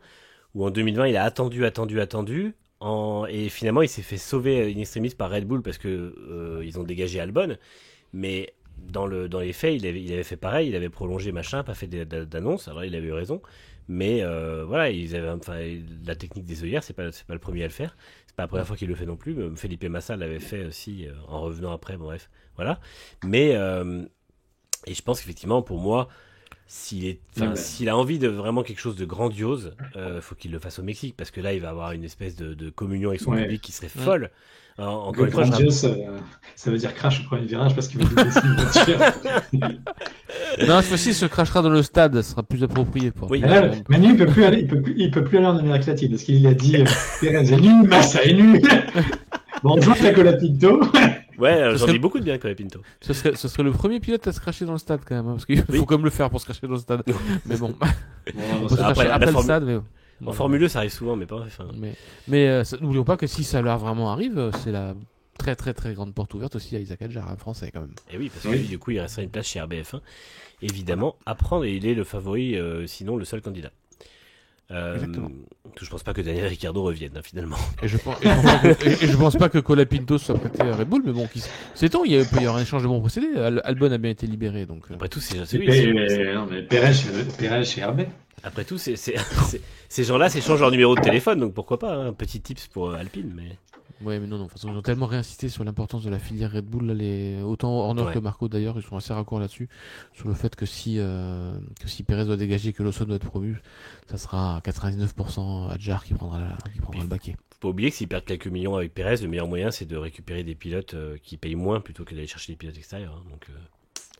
Clairement. Il y a aussi ce logique-là, c'est-à-dire qu'ils ont investi. C'est pas pour dire, Hadjar ou Lawson sont mal payés. C'est pour dire, ils ont investi dessus depuis des années. Forcément, il y a des deals qui font que pour eux c'est plus avantageux, à la fois sur retour sur investissement et à la fois en termes de dépenses. Oui, c'est ça, ils sont payés, je crois que Lawson est payé quelque chose comme 500 000 euros par saison, quoi. Oui. Cette base-là. Après, c'est comme toujours chez Red Bull, quand vous performez, votre salaire est très rapidement multiplié, et voilà, ils les gardent pas non plus, des salaires de misère. Je relativise, hein, parce que pour 500 000 euros par an, pour tout le monde ici, et dans le chat, je pense pour 89% des gens dans le chat, personne n'y est, hein, voilà. Si vous y êtes, désolé, il y a Michel Barnier qui va vous mettre un impôt minimum à 20%, mais, voilà, 500 000 euros par an pour un pilote de F1, c'est rien, hein, voilà, c'est vraiment peanuts. Donc en général, les pilotes sont au moins 1 ou 2 millions minimum, pour être ensuite en moyenne entre 5 et 10, quoi. Après, il y a les très grands qui gagnent plus de 20, quoi, mais voire 30, 40, 50 après avec les bonus, mais voilà, forcément ils ont dépensé de l'argent aussi pour eux dans les filières précédentes, dans les filières d'avant, donc c'est normal aussi qu'ils débarquent pas tout de suite avec un salaire à 2, 3 ou 4 millions d'euros. Oui, c'est ça. Hein. Après, c'est vrai que, comme le dit, faudrait que RBF1 prévoit aussi un budget amende, parce qu'avec Hadjar et Tsunoda dans la même équipe, au niveau radio, ça va être tendu. Pour 500K, j'explose la collection de Manu. Oh, c'est pas gentil. Mais enfin. Maintenant, pour 500K, je pense qu'il la vend. Hein. Oui, si tu la veux, hein, 1 million, vas-y, hein, moi y a pas de problème. Hein. Je te fais une facture après si tu veux. Bon bref, on va passer à autre chose quand même parce que Red Bull ça nous a pris du temps. On a parlé de la FIA aussi évidemment. On va Et parler puis, de. je vais vous dire, je vais devoir partir, donc je vous dis au revoir. Et Et bah bonne Alex, fin de merci mission. d'être passé pour ce petit Merci débat d'être sur la FIA et puis Ciao. au plaisir à la prochaine. Bye bye. C'est ça. Ciao. Ça fait que 2. Ciao. Euh. 2 équipes en 50 minutes, on est bien là. Pas mal. Alors du coup forcément on va parler de McLaren, Norris 4ème, donc on en a déjà beaucoup parlé, Oui. Piastri 5ème. Globalement Norris fait quand même la pole, hein. C'est vrai que là-dessus ça a été un peu la surprise parce qu'il fait un tour incroyable et il a la chance, là où il améliore pas son deuxième tour et Verstappen est en train d'améliorer le sien, que du coup il y a le drapeau jaune par Russell. Mais bon, McLaren, on est un petit peu sur le même schéma que la dernière fois qu'ils ont amené un gros package, c'est que la voiture est un peu plus dure à conduire. Mais c'est pas forcément une inquiétude, c'est juste que là, vu que c'était un week-end de sprint, ils n'ont pas eu le temps de passer outre ça. Mais c'était le cas déjà à Bakou, je crois, ils avaient un package. Et en fait, ils s'étaient rendu compte que la voiture était galère à conduire le vendredi. Et là, je pense qu'ils ont traîné ça un peu tout le week-end, Franck. Oui, et puis il y a aussi un plancher aussi là, qui est en attente aussi, qui n'a pas été non plus sorti tout de suite, je crois. Histoire de pas tout jeter comme ça sur la voiture aussi. Donc voilà, je pense pas que ça soit alerte rouge chez McLaren dans le sens où ça y est, Red Bull ils ont tout remonté et nous on a tout perdu. Par contre, effectivement, si Ferrari commence à optimiser ses évolutions, il y aura peut-être effectivement les rouges à contrer pour le championnat constructeur. Et on rappelle quand même que très objectivement, pour McLaren, c'est vraiment le championnat constructeur qui est la cible numéro 1. Oui. Le championnat pilote, effectivement, avec cette course où les deux pilotes se neutralisent quasiment au championnat, Verstappen prend même un petit peu d'avance. Pour Norris, c'est de plus en plus tendu. Je pense que sans un abandon de Verstappen, pour une cause mécanique ou autre, ça va être très difficile comme pour Norris d'aller chercher le titre pilote, soyons clairs. Voilà, ça fait 157 points, ça fait 57 points à prendre, il en reste 125 plus 2 x 8, 16, donc 141. Enfin, voilà, ça fait quand même presque, on n'est pas loin pas loin de la, voilà, il n'est pas encore la moitié, mais on est plus qu'un gros tiers d'avance. Au rythme où ça va et où les deux équipes se tiennent sans aucune faute ou problème mécanique des deux, ça va se jouer à 2 courses de la fin, quoi, à peu près, on va dire, je pense. Ouais, je pense. Si ça reste comme ça à touche-touche, ça peut jouer comme ça, ou à 3 courses de la fin, grand maximum. Mon cher Franck, notre pari du titre de samedi, le sprint au Qatar, c'est toujours en cours. Hein. Eh oui, exactement. Donc, ce serait la deuxième fois en 2 ans de suite. Ce sera très drôle. Mais voilà, donc c'est. Là, je pense que plus que le titre pilote, effectivement, le titre constructeur chez McLaren, si Ferrari performe extrêmement bien au Mexique, ça va être l'opération sauvetage du titre constructeur. Ouais, clairement. Et l'opération qui passera par le fait que Piastri reprenne un peu de niveau parce que c'est pas catastrophique. Hein. Encore une fois, je pense que dans la au moment de sous-estimer Piastri, il faut pas plutôt penser à ce que fait Norris, mais je pense que Norris est très très bon. Mais effectivement, Piastri maintenant est un peu en retrait et quand il y a des voitures qui sont serrées et que tous jouent en 2 dixièmes, celui qui pointe à 3 dixièmes, il perd 4 places, quoi. Donc c'est un peu délicat et c'est exactement l'écart qu'il y a en qualif samedi. C'est ça, donc là pour le coup Piastri doit accepter effectivement son rôle de numéro 2, mais être un numéro 2 beaucoup plus proche, voilà. Bon, il est plus proche que Perez de son leader, on va dire, et d'ailleurs il a très bien obéi une consigne de course à la fin du Grand Prix qui est peut-être un peu passé inaperçu, c'était effectivement de ne pas se retrouver à moins de 5 secondes de Norris à l'arrivée pour pas que Norris se retrouve classé derrière Piastri à cause de cette pénalité. Donc voilà, bon après il n'y a pas de victoire en jeu, donc forcément c'est toujours beaucoup plus facile à accepter. Mais voilà, c'est clair que par exemple si sur le prochain Grand Prix on a Piastri 1, Norris 2 et Verstappen 3, je suis pas certain que Piastri lâche la victoire à Norris. Ouais, parce que effectivement, chance, limite, hein. C'est ça, mais voilà, mais si Piastri était constamment derrière dans le rythme de Norris, capable de battre Verstappen, oui, la question se poserait pas. À ce moment-là, il pourrait reprendre effectivement 10 points par course et on n'en parlerait pas, mais c'est pas le cas effectivement. Piastri là, il est assez effectivement sur une phase parfois montante, parfois descendante. Il descend pas aussi bas que Perez, hein, je le rappelle, mais il est pas dans cette phase où comme Norris, il performe toujours au maximum de ce que la voiture peut faire. Surtout que Norris s'est très très très très fortement calmé sur les petites erreurs et ça qui faisait beaucoup en début de saison d'ailleurs, qui a certainement coûté pas mal de points. Donc voilà, il doit se mettre au service de son équipier. Mais le problème c'est que voilà, c'est que Piastri il a pas ce niveau-là aujourd'hui. Donc voilà, ça va être un peu compliqué. Si y a encore égalisation à peu près entre Norris et Verstappen en termes de championnat pilote au Mexique, je pense clairement qu'on sacrifiera pas une victoire de Piastri au profit de Norris pour la suite. Ça sera très très compliqué effectivement d'aller chercher le titre pilote si on a à peu près le même week-end entre Norris et Verstappen. Voilà. De toute façon, et encore une fois, après, il faut aussi relativiser le titre constructeur serait déjà très très bien pour McLaren. Il faut oublier que le dernier titre constructeur de McLaren, c'est 1998. Et en début de saison, c'était même pas envisageable en fait en tant que tel. Donc ils n'en parlaient même pas avant 2025, voire 2026. C'est ça. Donc c'est pas mal. Après, la question, c'est que l'an prochain, ça risque encore d'être plus serré. Mais ça, évidemment, ce sera à voir l'an prochain. Ah oui, c'est clair. Mais voilà, après moi je m'inquiète pas pour eux, je pense que les évolutions ont toujours fonctionné, la soufflerie est très bonne et c'est juste le temps d'exploiter. À mon avis, dès le Mexique, on pourrait les voir déjà revenir un peu plus devant. Faut pas oublier qu'à Singapour, ils étaient quand même largement devant pour le coup, enfin en tout cas Norris. On va arriver à l'énigme du week-end, Mercedes. Russell termine 6ème, Hamilton abandonne. Très bonne qualif sprint. Vendredi soir, tout allait bien, et puis après, c'est le drame. Le sprint, les pneus ont pas tenu. Ça, ils s'y attendaient un petit peu parce que la Mercedes, dans la chaleur, c'est toujours pas ça. Il faisait 44 degrés en piste et 28 dans l'air. Mais le problème, surtout, c'est qu'au moment de refaire des tours rapides 24 heures après les premiers, il n'y avait plus personne en fait. La voiture était plus haut niveau et qui visait quand même la pole du sprint. Là, alors déjà, évidemment, mauvais timing pour Hamilton qui se fait prendre dans un drapeau jaune. Mais surtout, les qualifs, c'est Hamilton éliminé en Q1. Un plus tour est annulé, donc il se qualifie 19ème. Et Russell passe en Q3, mais se crache. Donc, c'est encore une fois une sorte de diva. Voilà, qui a surpris. Une diva qui est capable effectivement de sortir Hamilton en Q1, de le faire sortir aussi en début de course, de permettre à Russell d'aller en Q3 et Russell de faire une remontée absolument fantastique en course, de la voie descente jusqu'à la 6ème place. Ouais. Voilà, donc en plus devant Perez, voilà, on va encore rajouter une couche sur le pauvre Sergio. Voilà, peut-être que si on arrive à dire 14 ou 15 fois pendant le live, Red Bull nous entendra et agira contre Sergio. Même si je ne lui souhaite pas de mal en particulier, mais bon, il faut quand même avouer je pense que 99% des gens sont d'accord avec nous sur le fait qu'il doit laisser sa place.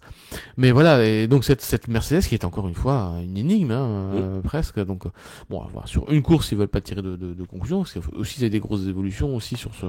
Alors pas trop d'évolution, puisque voilà, comme il y a eu le crash de Russell, Hamilton s'est un peu sacrifié au niveau des pièces aussi, je crois, pour que Russell ait le maximum de nouveautés. Et voilà, et donc en rythme de course, c'est en fait le mystère de la W15 comme de la W14, c'est que ça dépend de la température. S'il fait beau, s'il fait chaud, s'il y a un peu de soleil, s'il y a des nuages, si l'asphalte il est gris ou noir. C'est ça. Pour les gens qui penseraient que c'est une blague, à Monza c'était littéralement le problème. L'asphalte était trop foncé et du coup trop chaud. Enfin, c'est vraiment souci. Et le problème, Lord Phoenix se dit, de crash assez similaire entre les deux pilotes, c'est que cette voiture-là, quand elle n'est plus dans la zone ou qu'elle dépasse un peu la limite, elle devient totalement plantée, quoi. C'est-à-dire que elle est plus du tout fonctionnelle et forcément pour les pilotes, ça pardonne pas. Alors David J pose une question qui était le sujet que j'allais aborder après. Vous pensez quoi des trous de perf d'Hamilton? Ça arrive de plus en plus, manque de motivation ou petit déclin? Pour moi, Hamilton, il a plus du tout la tête chez Mercedes, ça s'entend tout simplement à ses paroles. Quand il y a un problème avec les équipes, il est beaucoup moins empathique ou compréhensif et renvoie chier un peu tout le monde. Enfin, c'est toujours Bono qui prend, mais toute l'équipe prend. Donc, je pense que pour moi, Hamilton, il commence à avoir la tête ailleurs. La saison est longue, depuis 2022, ça fait beaucoup de couleuvres à avaler. Et je pense que là, il a besoin de changer d'air. Et de toute façon, ça fait quand même, c'est sa 12e saison chez Mercedes. Donc, au bout d'un moment, faut aussi se rendre compte que c'est long. Et je pense que là, il a besoin de changer d'air. Et à mon avis, c'est pour ça qu'il il était plus à 100% sur un tour. C'est dommage, mais je pense qu'il y a un peu de fatigue, un peu. Voilà, on l'a déjà vu chez d'autres pilotes. Tu prends Alonso fin 2022 versus Alonso début 2023. T'as l'impression qu'il a rajeuni de 10 ans. Donc, je pense qu'Hamilton, ça fera pareil. Ouais, non, voiture compliquée à régler apparemment, puisque et on rappelle que Hamilton avait aussi failli se mettre une grosse boîte, c'est lors des essais, je crois, dans les S du premier secteur, Oui, où il s'en sort quand même avec beaucoup de chance. beau car contrôle, mais un petit coup de chance aussi, ouais. Ouais, c'est ça. Donc ouais, voiture très compliquée, mal réglée certainement, peut-être dès le départ. Même si avec ce nouveau format sprint cette année, on a la possibilité de sortir du parc fermé après la course au sprint et de changer les réglages, ce qui est quand même au moins une bonne chose. On voit que sur la voiture de Russell ça a payé, sur celle d'Hamilton on sait pas, puisque au bout de 2 tours il était dehors. Voilà, donc combinaison aussi, peut-être même une petite rafale de vent. Enfin bref, chez Mercedes, c'est toujours là de trouver le petit truc pour essayer de sauver un peu Lewis. Donc vrai ou pas, je sais pas. J'ai pas les données météo de la rafale du moment.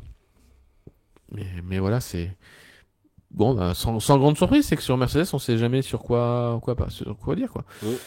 C'est autant Ferrari, McLaren, McLaren, Red Bull, on saurait vous dire que ça peut jouer la gagne au Mexique, autant Mercedes. Bon, Marco a l'air de dire que la remontée de Russell tellement fantastique fait de Mercedes forcément un concurrent pour la victoire au Mexique, et personne ne va écarter Mercedes à ce stade. Non. Mais c'est 50-50 quoi. Je veux dire, c'est où ça marche très bien, ou c'est quatrième ligne, quoi. ou c'est déglingué quoi. Donc c'est au quatrième ligne, t'es encore gentil des fois. Oui, vu ce week-end. c'est vrai. Donc Non, mais c'est vrai que voilà, c'est compliqué, ouais. C'est compliqué. à compliqué. savoir, Et du coup, 2025, c'est compliqué aussi, du coup, de se projeter pour eux, parce que voilà, s'ils arrivent à les maîtriser, Mexique, Brésil, et sur la fin de saison, ils pourront peut-être dire ouf, voilà, et on parle là-dessus pour 2025. Si ça reste du haut et bas constant, 2025, ça pourra pas jouer le titre. Ça pourra pas jouer le titre constructeur non plus. Les seuls qui progressent vraiment clean, de manière clean cette année, c'est McLaren et Ferrari depuis qu'ils ont compris leur trou des évolutions de l'Espagne. Ouais. Voilà, c'est les deux seuls qui sont clean. Red Bull, ils ont une grosse baisse. Là, avoir à confirmer ces évolutions-là. Et Mercedes, c'est du yo-yo complet, depuis les planchers de Spa et compagnie. C'est une fois ça passe, une fois ça casse. Donc voilà. Et en deuxième partie, je trouve qu'il y a presque As qui me fait cet effet-là aussi en deuxième partie de classement. Où, finalement, As aussi, oui, on y continuellement reviendra après, mais amélioré, les évolutions sont toujours positives. Oui, dans le Hülkenberg qu'on a publié d'ailleurs, je sais pas si c'était hier ou aujourd'hui, je crois que c'est aujourd'hui, il le dit clairement, on lui demande s'il a des regrets de partir chez Audi quand on voit que c'est comme ça, et il dit non, parce que forcément il joue autre chose lui, même si son âge avancé, entre guillemets, fait que le projet Audi F1 sera pas certainement performant avant plusieurs années, sauf miracle en 2026, qu'on peut ne pas exclure non plus. Voilà, mais il a dit clairement que toutes les évolutions de ACF1 étaient soit à 100% bonnes, soit au moins plusieurs éléments à garder à chaque fois, quoi. Ce qui n'était jamais le cas avant, parce que les procédures étaient pas bonnes, voilà, parce que les gens acceptent les différentes idées, les autocritiques, tout ça, et ça c'est sous l'impulsion de Komatsu, donc bravo à lui. Les gens n'ont pas changé, c'est juste les méthodes qui ont changé. Donc, c'est ça. Donc voilà. De toute façon, c'était un peu l'équipe qu'on allait aborder après, parce que Mercedes, je pense qu'on a fait le tour. C'est tellement compliqué qu'on n'a pas vraiment d'analyse précise à vous donner. Oui. À part que justement, il y a beaucoup, c'est très aléatoire. Et effectivement, As, pour le coup, Hülkenberg termine 8ème, Magnussen 11ème. Ils marquent tous les deux des points au sprint. Ils marquent 3 points, ce qui leur permet à ce moment-là de passer devant RBF1. Et en course, ils reprennent 5 points à RBF1. Donc, 2 points. 2 points, pardon. En fait, ils sont passés devant RBF1 à la qualité des places, après le sprint, et 2 points en course en plus pour faire vraiment l'écart réel au tableau. Et effectivement, puis première fois de Magnussen en Q3 aussi cette année. C'est fou parce qu'on sait que le nombre de Q3 que Hülkenberg a fait aussi. Ouais. Donc on sait que Magnussen aime beaucoup le quota, donc voilà, il était dans le coup, Magnussen, en termes de rythme ce week-end, ça faisait plaisir aussi. Mais bon, après on sait qu'il sera plus en F1 l'année prochaine et qu'on sait toujours pas d'ailleurs ce qu'il fera. Mais ouais, non, ça marche bien. Il y avait des évolutions aussi sur cette voiture ce week-end et ça fonctionnait aussi. Donc voilà, belle progression effectivement. Donc Komatsu a su convaincre Gene Haas de réinvestir un peu dans l'équipe. Des sponsors sont arrivés aussi. De l'argent frais arrive. Donc la qualité de la 6ème place au constructeur, ça va leur faire un bond de je me trompe pas, de 30 millions de dollars minimum en termes de primes. Ouais. Donc c'est énorme pour eux s'ils arrivent à la maintenir, et il n'y a pas de raison qu'ils la maintiennent pas, sauf si Lawson sort des grands prix de fou, c'est possible aussi. En tout cas ça va être très tendu entre As et RBF1, tout comme entre Williams et Alpine. Voilà, c'est bien de voir que cette équipe As avec un nouveau dirigeant a pu retrouver un deuxième souffle, parce que sinon effectivement c'était la vente plus ou moins assurée à court ou moyen terme, quoi. Ouais. Et puis moi je reviens toujours au même point depuis le début de saison, on en parle régulièrement, mais cette stratégie de Komatsu de sacrifier totalement la performance aux essais pour s'assurer que la voiture est bonne en course dans la F1 moderne, c'est vraiment ce qu'il y a de mieux à faire, et c'est brillant parce que c'est un peu comme Ferrari, la Haas l'an dernier c'était une catastrophe en course, ils faisaient des très bonnes qualifs, mais au 10e tour ils étaient nulle part, et là on voit que tous les dimanches, la voiture est super bonne, ils n'ont pas de problème de dégradation, elle est quasiment tout le temps dans la fenêtre, elle est beaucoup moins sensible que certaines voitures, même, on parlait de la Mercedes juste avant, elle est beaucoup moins sensible aux températures que la Mercedes, et elle fonctionne très bien tout le temps, quoi. Donc, il y a eu des grands prix, ils ont amené un peu moins d'évolution, donc il y a eu des grands prix où ils étaient un peu en décalage, et ils perdaient un peu, mais les évolutions sont toujours bonnes, et l'équipe sait fonctionner. Et encore une fois, moi je le dis depuis longtemps, parce que c'est vrai qu'il y a eu pas mal de débats depuis qu'on fait l'émission sur qu'est-ce que As fait encore en F1, il faut racheter l'équipe, etc. Enfin, il faut la vendre. Mais on parle d'une équipe qui en 2018 jouait à la 4e place. Et c'est les gens qui travaillent dedans savent faire. Après, il faut des pilotes qui sont au niveau et qui peuvent la mener, qui peuvent techniquement la développer. Et il faut un leadership qui soit au niveau. Mais As a toujours eu ce potentiel-là, et là, je trouve qu'elle reprend son niveau, son meilleur niveau, on va dire. Oui, et puis en plus, ils ont signé avec Toyota, en plus. Ouf, en plus, alors là, ça change tout. Ça va, donc en termes d'apport technique derrière, ça va. Oui. Ça, c'est forcément, il y aura des choses très intéressantes pour eux aussi. Donc, on va quand même le mentionner aussi, puisque on n'a pas parlé forcément depuis Singapour. Il y a quand même quelques petites news qui sont tombées. Donc, non, voilà, une équipe qui fait plaisir, parce que moi je la trouve extrêmement sympathique, cette équipe. Je l'ai toujours trouvé effectivement très courageuse et tout. Bon, après Gunther, il avait son style. Komatsu, il en a un autre qui était peut-être plus nécessaire, histoire de recadrer un peu plus les choses et de repartir effectivement sur de bons rails. Mais voilà, on a encore l'exemple qu'un patron ingénieur, ça peut faire avancer une équipe, en tout cas la remettre dans le droit chemin. Voilà, ça a très bien marché avec Stella par exemple chez McLaren. Mattia Binotto aussi en son temps a quand même bien réussi à remonter à la Scuderia. Donc James Vols, qui est un ingénieur stratégique qui c'est ça, exactement, est en train de reprendre Williams. Non, mais c'est sûr que c'est bien, et en fait je crois que ce qui manquait à Steiner, qui a longtemps évolué dans les F1 des années 2000, c'était une vision actuelle de la Formule 1, et je pense que c'est pour ça que les ingénieurs y arrivent bien, parce qu'eux ils sont au contact de l'exploitation de la voiture, de l'exploitation d'une équipe tout le temps, et du coup c'est des gens qui comprennent les enjeux actuels de la Formule 1, là où un Steiner lui était peut-être plus dans une F1 un peu tradie, à dire il faut tel truc, et en fait on voit que comment dire, les organigrammes tels qu'ils étaient avant ne fonctionnent plus vraiment, on voit que les équipes ne sont plus exploitées pareil, on voit que les priorités ne sont plus les mêmes sur un week-end, et je pense que les gens qui avaient la tête dans l'opérationnel et la tête dans l'exploitation sont bien plus calés que des directeurs pur jus, quoi. Et je pense que c'est aussi pour ça que, après évidemment il y a des directeurs qui savent se tenir à le niveau. Je pense que Fred Vasseur fait partie des directeurs qui sont le plus modernes entre guillemets, qui arrivent le plus à se réinventer. Mais à côté de ça, je pense que c'est aussi pour ça qu'on a vu au fil des dernières années quasiment tous les directeurs un peu classiques s'éloigner, perdre leur place et être remplacés par des gens qui n'avaient pas le même profil. Là effectivement, comme le dit Alka, Ocon débarque au bon moment. Je pense que cette équipe là avec le duo Ocon-Berman, ça va être très très sympa à suivre l'an prochain. Je réponds juste à 2 questions sur As. Il s'est passé quoi pour que l'équipe appelle en urgence K-Mag au stand? Problème de communication, clairement. Pour le coup, on parlait effectivement de la dégradation des pneus maîtrisés cette année chez As. Malheureusement, c'était pas trop le cas pour Magnussen sur ce Grand Prix-là. Il a eu un peu plus de soucis que d'habitude. Donc en fait, ils se sont vraiment emmêlés les pinceaux sur quand rentrer et tout. Et voilà, donc il y a une grosse pas d'accord entre guillemets sur la stratégie adoptée à ce moment-là. Et voilà, c'était un peu en froid, on va dire. Voilà, donc d'ailleurs le communiqué de Magnussen sur sa course faisait 2 lignes ou 3 lignes, un grand maximum. Et je pense qu'ils n'ont pas réussi à tirer beaucoup plus les verres du nez de leur pilote pour la déclaration officielle. Donc voilà, c'était problème de communication, basta quoi. Et l'autre question que j'ai vu passer effectivement, c'est est-ce qu'on peut voir les primes de classement quelque part? Alors les primes de classement sont pas du tout officielles, c'est que des déductions officieuses. On sait que le dernier du classement, il prend 30 millions de dollars à peu près assurés. Le premier va tourner aux alentours de 100 millions. Et après, les paliers, c'est pas tout à fait 10 millions entre, mais c'est à peu près ça, quoi. Après, on sait que Ferrari a toujours un bonus spécifique de participation au championnat qui est assez élevé, qui était à 40 ou 50 millions.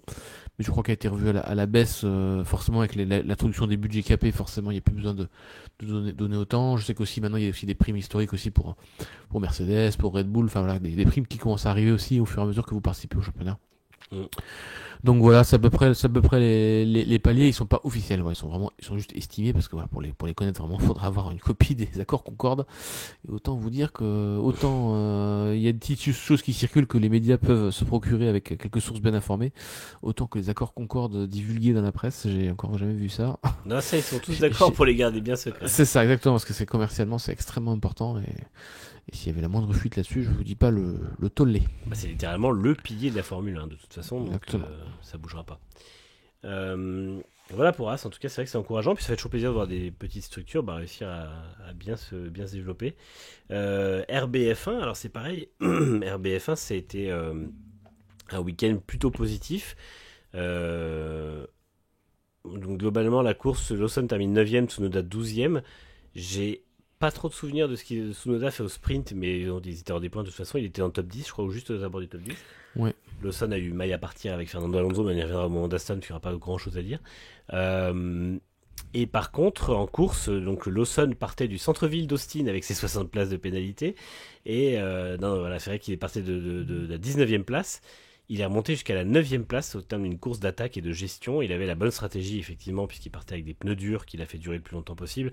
Et c'est vrai que là-dessus, sa stratégie était la meilleure. On ne peut pas enlever à Tsunoda qu'il n'avait pas la bonne stratégie et que sa course était un peu plus faible, mais parce qu'il a eu des complications. Plus un tête à queue qu'il a fait, qui n'a pas arrangé sa situation. Mais voilà, Liam Lawson, troisième temps de la Q1, n'a pas fait la Q2 puisqu'il a juste donné l'aspiration à Tsunoda, mais troisième temps de la Q1 quand même, et puis globalement une très grosse montée en puissance sur le week-end et une course ultra solide du début à la fin. Il l'a dit clairement, je suis là pour assurer ma place en 2025, reste à savoir s'il assurera chez RBF1 ou chez Red Bull Racing. Il n'est pas là pour enfiler des perles, comme on dit.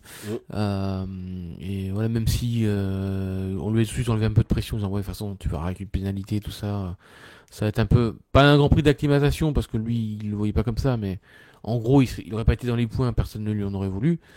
Remonter dans les points avec une RBF1 alors qu'il y a très peu d'abandon, je crois qu'il y a que Hamilton qui abandonne si mes souvenirs sont exacts, oui. En partant dernier ou avant-dernier, c'est absolument monstrueux quoi. Donc oui, certes il y a la stratégie, mais il n'a pas fait 56 tours avec la RBF1 de la saison, donc il sait pas à quel point cette voiture là mange ses pneus. Il a jamais fait autant de tours en dur. Il a effectivement extrêmement bien géré ses pneus, son relais.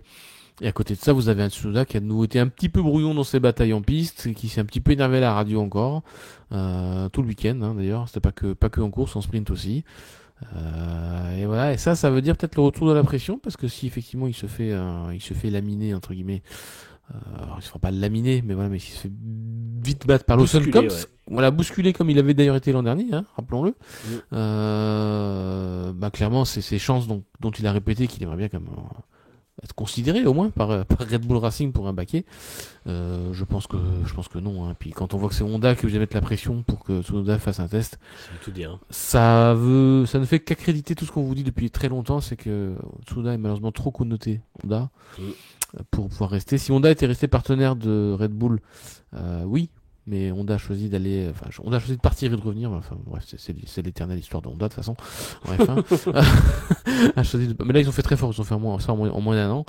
Donc, de partir et de revenir, mais ils l'ont fait avec Aston Martin cette fois-ci. Donc voilà.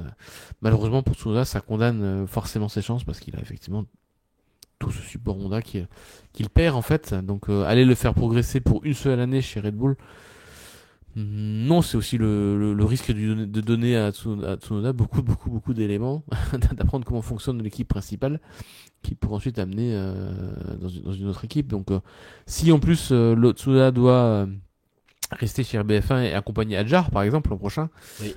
C'est lui qui jouera le rôle d'expérimenté que Ricciardo devait jouer. Donc voilà, après c'est vrai que ça fera un expérimenté peut-être un peu trop longué. Donc on va voir si ce sera peut-être pas sa dernière saison aussi quoi. Je pense que si Vas-y. Non, je pense que si Tsunoda se fait ensuite bousculer par un autre jeune pilote, ce sera malheureusement la fin pour lui. C'est ça. Comme la fin de l'association d'ailleurs avec Honda. Et on en vient à la question de So Bright and Delicate qui dit bonsoir. Cela signifie que Tsunoda pourrait aller chez Aston Martin. Aston Martin, il faut oublier qu'il y a un champion du monde et un CDI, donc forcément c'est compliqué de savoir quelles seront les places disponibles en 2026. C'est ça. Le seul moyen de voir Tsunoda chez Aston Martin, c'est que Lawrence Stroll vende son équipe à Honda. Tant que Lawrence Stroll reste propriétaire de son équipe, son fils est inamovible.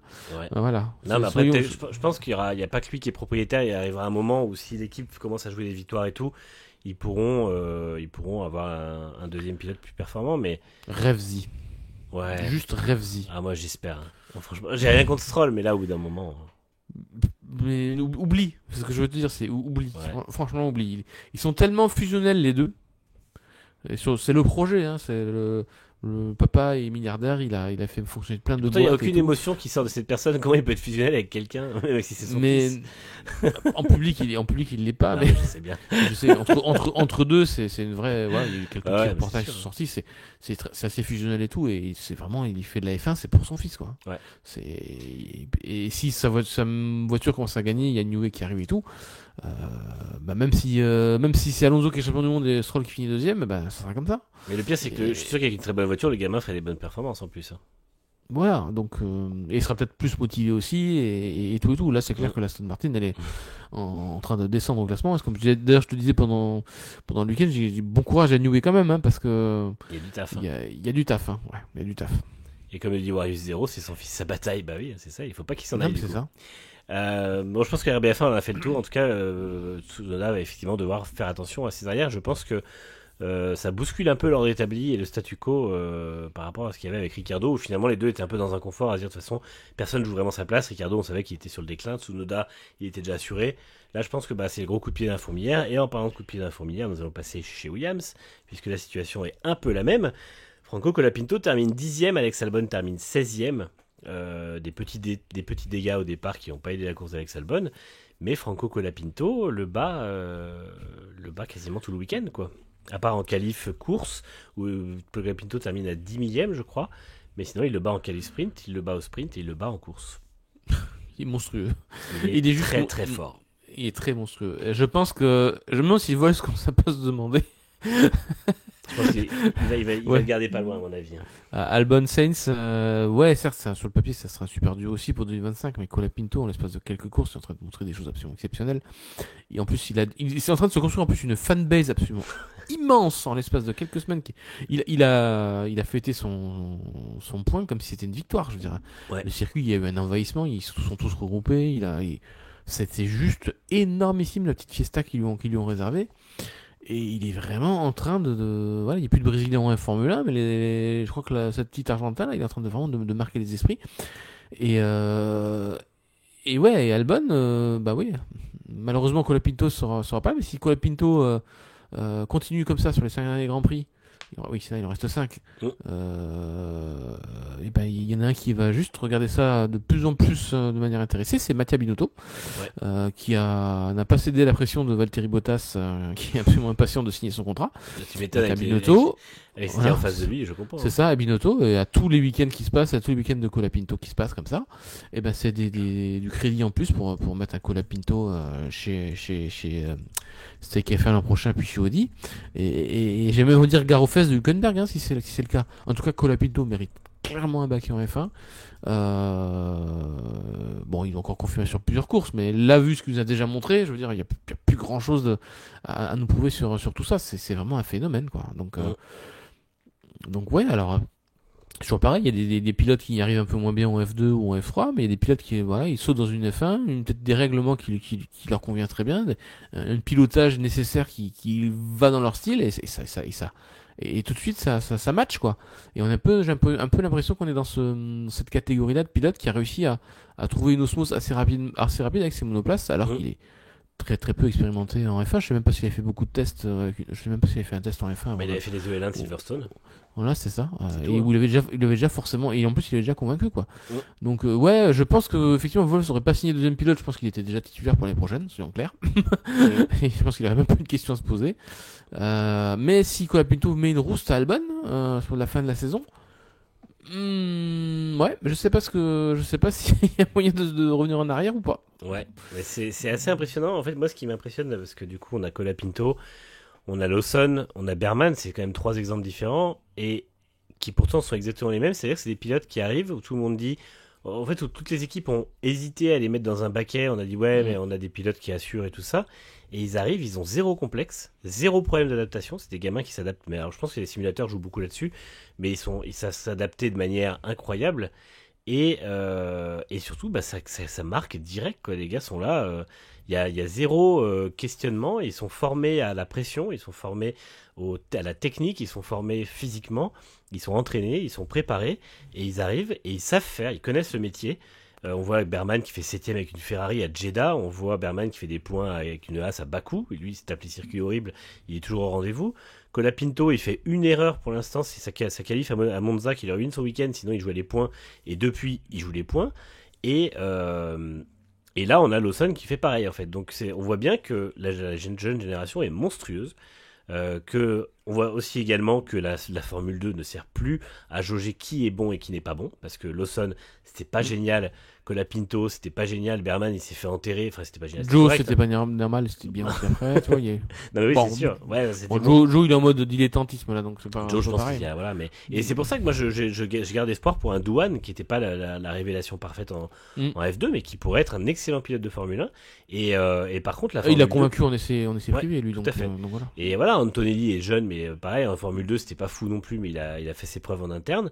Et je pense que ces équipes-là, enfin ces voitures-là ne sont plus aujourd'hui, soit elles sont pas assez adaptées à former à la F1, soit les voitures sont pas assez, sont pas égales. En tout cas, il y a des problèmes et que la Formule 2 n'a plus ce rôle de jauge avant. Et il faut faire confiance aux équipes quand elles décident de lancer des pilotes, mais il faut que les équipes fassent confiance aux pilotes qu'elles décident de lancer. Et là, on a 3 exemples cette année, donc je pense que ça va peut-être aider à débloquer un peu tout le monde. Et c'est peut-être pour ça qu'on doit passer à 4 séances d'essai libre au lieu de 2 l'année prochaine pour les jeunes pilotes. Donc ça, c'est une super aussi annonce de la part du Conseil mondial de la FIA. Et moi, je serais pas étonné. Bon, après, le problème, c'est qu'il y a entre guillemets Lawson qui a été réintégré dans le game chez Red Bull, voilà. Mais s'il n'y avait pas eu Lawson, je veux dire, un Colapinto, justement, argentin, on est sur cette zone de l'Amérique latino, chez Red Bull à côté de Verstappen, ça aurait fait un parfait remplaçant pour Sergio Pérez sur le papier. Hein. On reste sur un pilote qui parle espagnol, qui aurait pu effectivement, poste pour poste, être... Après, on n'est pas à l'abri d'une surprise, hein. Je vous le dis clairement, moi, avec tous ces pilotes qui se lancent comme ça, Colapinto, il a tapé dans l'œil de Marco. Hein. Désolé pour la... Voilà. Dans l'œil, oui. Mais, oui, c'est ça. Voilà. Et voilà, il a tapé... Désolé. Ah, il y a prescription, ça fait 50 ans. Oui, c'est ça. Mais clairement, je veux dire, Albon a été prêté puis lâché par Red Bull à Williams. On pourrait très très bien imaginer un Colapinto chez RBF. Hein. Oui, parce que tout le monde, c'est vrai que Red Bull a tendance à faire en interne, mais ils ont déjà prêté des pilotes. Ils avaient prêté Sainz en son temps, Albon en son temps. Ils ont déjà pris des pilotes qui venaient de l'extérieur et clairement, Colapinto aujourd'hui va forcément être réfléchi par les équipes qui ont encore la possibilité de l'engager parce que c'est rare de voir un pilote être aussi à l'aise, même si maintenant on voit que ça devient la norme. C'est quand même fou de voir une telle progression rapide. Et puis il a tout pour lui, c'est-à-dire qu'il a vraiment, il a un côté super sympa. C'est un pilote qui a l'air vraiment très cool. Il est hyper à l'aise avec les médias au point que son équipe lui a dit de moins en dire parce qu'en fait il perdait trop de temps dans les débriefs médias.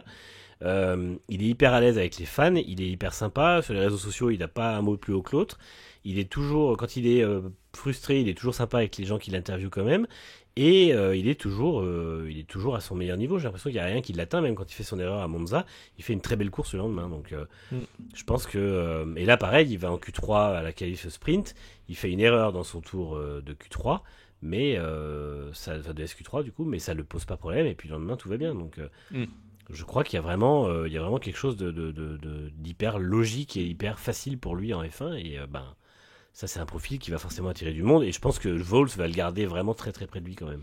C'est ça, à moins que... peut-être que James va appeler Helmut et lui dire vous voulez pas récupérer Albon pour mettre à la place de Perez? ça m'arrangerait. Ou Sainz, il vient de chez vous aussi. Non, Sainz ils n'en voulaient pas de toute façon chez Red Bull, oui, donc voilà, mais un Albon... je pense que pourquoi pas, quoi. Et puis Albon, je pense qu'il dirait pas non à monter directement dans une Red Bull non plus, donc tu vois. Non, c'est sûr. C'est pas impossible ce genre d'arrangement, hein. C'est pas impossible. Non, faut pas oublier. Je dis pas que c'est probable, je dis juste que c'est pas impossible. on a vu récemment des trucs plus complexes. Hamilton chez c'est Ferrari déjà, Voilà. je pense que ça a calmé tout le monde. Hein. Ouais, c'est Voilà. ça, genre tout est possible, oui. Voilà, c'est ça. Mais, Pas l'oublier. mais c'est vrai que Bah oui, moi je trouve que ça fait Ça un fait vrai- plaisir de voir ces jeunes, ouais. C'est ce que j'allais dire, ouais. Ça fait un vrai coup de frais à la F1. Après pas mal d'années de statu quo, alors je dis ça, mais en même temps, en 2019, on a eu Norris, Albon, Russell, et puis on a eu beaucoup de très bons, on a eu Leclerc l'année d'avant. Mais là, je trouve que de voir des pilotes bousculer l'ordre établi, ça fait... déjà, ça montre que la F1 va forcément continuer à se professionnaliser et avoir des pelotons encore plus talentueux. On le voit avec Piastri, on le voit avec des pilotes comme ça. Mais ouais, ça fait du bien de voir des vrais outsiders arriver et avoir une chance de faire quelque chose de très bien dès le départ, quoi. C'est pour ça que garder un Bottas chez Sauber, je suis pas d'accord, quoi. Moi non Ils ont plus. déjà Hülkenberg en plus. Moi non plus, garder un On Bottas, garder un Perez, le Ricardo, Et en c'était plus, un problème. Voilà, c'est... On l'a bien senti en plus, c'est que Bottas, il a dit, ça y est, je suis mis d'accord avec les termes de mon contrat pour l'an prochain. Donc c'est 1 an, il n'y a pas réussi à avoir plus. Sur le salaire aussi, certainement, mais en gros, il a dit, voilà, mon contrat est prêt, maintenant il faut juste qu'ils acceptent de le signer, quoi. Donc en fait, lui, il s'est mis d'accord sur les termes d'un contrat que Binotto va faire traîner, je pense, au maximum. oui, c'est ça. Hein. Voilà, clairement. donc, Et Zolive nous dit Williams peut prêter Colapinto, mais pas le laisser partir, absolument. Hein. Ça peut Oui, être un bien prêt sûr. d'un an et pour le ramener ensuite au Bercail en 2025 ou 2026 ou 2027. c'est très rare qu'une toute petite équipe comme ça dispose d'une pépite comme ça qu'elle peut pas placer directement. Mais bon, Vols a très bien joué le coup aussi sur le marché des transferts avec Carlos, donc Ouais. donc voilà, tant mieux, hein, s'il y a effectivement des. Maintenant, il faut espérer qu'ils puissent au moins aller chez Audi. Après finalement, il faudrait que plus de planètes s'alignent pour que ils puissent soit réintégrer Williams avec Albon ailleurs ou que. Donc il aille chez RBF1, quoi.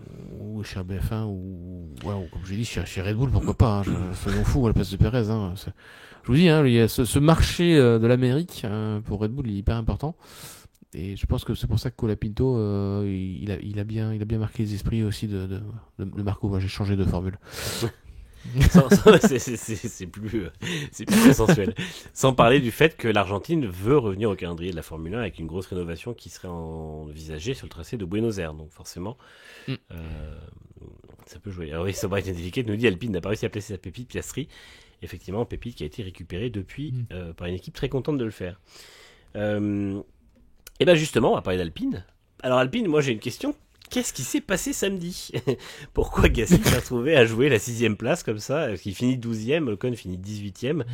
Ocon qui nous a gratifié d'un superbe double dépassement lors du sprint, profitant de la petite bataille, petit grippage de chignon entre Lawson et Alonso, et qui a réussi à se faire un double dépassement dans le secret, mais surtout, Pierre Gasly, avec les évolutions qu'Ocon n'avait pas, a fait un week-end... alors, au final, il n'y a pas de points, mais très très bon week-end, c'est notamment sur un tour avec une voiture qui était parfaitement dans la bonne fenêtre de réglage et de fonctionnement. Oui, je pense qu'effectivement, il a mis le doigt sur les bons réglages. Hein. Je pense qu'on peut l'expliquer que comme ça. Les évolutions se font attendre, les grosses évolutions. Voilà, Hawks a dit qu'il y en aurait, mais il n'a pas dit quand. Donc, voilà, ça nous avance bien, puisque de toute façon, je pense que tout le monde les craint. Oui. Évidemment. Et voilà, la seule vraie évolution visible sur la voiture, c'était la couleur, quoi. Donc, on a l'impression d'avoir 4 McLaren en piste. Moi, ça m'a énormément perturbé ce week-end. Alors, pas pendant la course, pas trop, parce que, voilà, c'est, quoique, des fois, quand on change de plan, tu dis, mais voilà, c'est quand on doit illustrer nos articles, quand on doit chercher les photos. Heureusement qu'il y a un peu de chrome sur la McLaren, finalement. C'est ça, mais c'est pas évident, hein. Quand les voitures sont prises un peu de loin, voilà, c'était vraiment une livrée McLaren qui a fait rire un peu tout le monde, hein, sur les réseaux sociaux. Ah oui, il y a eu une très bonne... parce que du coup, il y a eu... on y reviendra après, mais Alonso a appelé RBF1 AlphaTauri. Oui. Alpine a dit à RBF1... Enfin, Alpine s'en est amusé. Et du coup, RBF1 leur a dit elle était sympa votre McLaren ce week-end. Donc au moins, ça a été sympa. Bon petit tacle. Voilà, ils ont dit que Alonso s'était battu au volant d'une Racing Point aussi. Ils étaient remontés chez RBF1 ce week-end.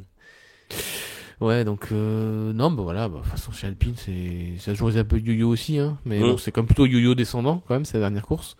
Là, tant mieux effectivement si ça remonte un poil. Maintenant, ça joue toujours quand même pas les points. L'opérationnel n'est pas parfait. Alors que Williams, oui, c'est ça, il prend 6 secondes 9 sur un arrêt, Pierre, donc ça a plus 5 secondes de track limite. Ça aurait pu jouer les points peut-être, hein, sans tout ça. Maintenant, c'est Williams qui a pris le point, et entre Williams et Alpine, je crois qu'il y a quoi, 3 points Je sais pas quelle est la différence de points. Williams Alpine, c'est merde, j'avais marqué tout à l'heure. C'est moins que oui, c'est 5 points, je crois maintenant. 5 Avec points, voilà. Colapinto. Donc, oui, donc voilà, donc ça a couteau tiré et la moindre petite erreur se paye cash. Et avec un Colapinto en forme et un Albon qui en veut aussi des évolutions chez Williams qui sont arrivées, ça va être compliqué pour Alpine de raccrocher les wagons. Donc voilà, et puis Alpine, voilà, qui a aussi entre-temps, puisque ça n'en était pas parlé, voilà, officiellement perdu le moteur Renault pour 2026, puisque ça y est, le coup près est tombé. Oui. Donc voilà, Ah oui, j'avais un Ça petit sera- mot à dire à ce sujet d'ailleurs. Pardon, je me permets. oui, Mais- puisqu'on va quand même parler un petit peu de Luca De Meo quand même. Voilà, parce que moi, Voilà. Luca De Meo nous a servi une soupe là pendant le mondial où il a expliqué que de toute façon, il n'y avait pas le choix, que le problème c'était que Viry n'était pas assez performant et que au niveau de l'argent dépensé c'était pas correct, machin. Mais il faut arrêter tout de suite avec cet argumentaire. Pour moi, c'est inaudible. C'est-à-dire que il y a un plafond budgétaire, il y a déjà un gros problème d'investissement au départ chez Renault. Hein. Ils n'ont jamais investi dans Viry autant que Mercedes a investi à Brixton, autant que 3 Ferrari fois a moins de investi. personnes. 3 Voilà. fois moins de personnes. Donc, en fait, c'est toujours pareil, c'est toujours les constructeurs français, Peugeot fait exactement la même chose. On investit petit bras, on joue tout doucement en disant on verra bien, machin.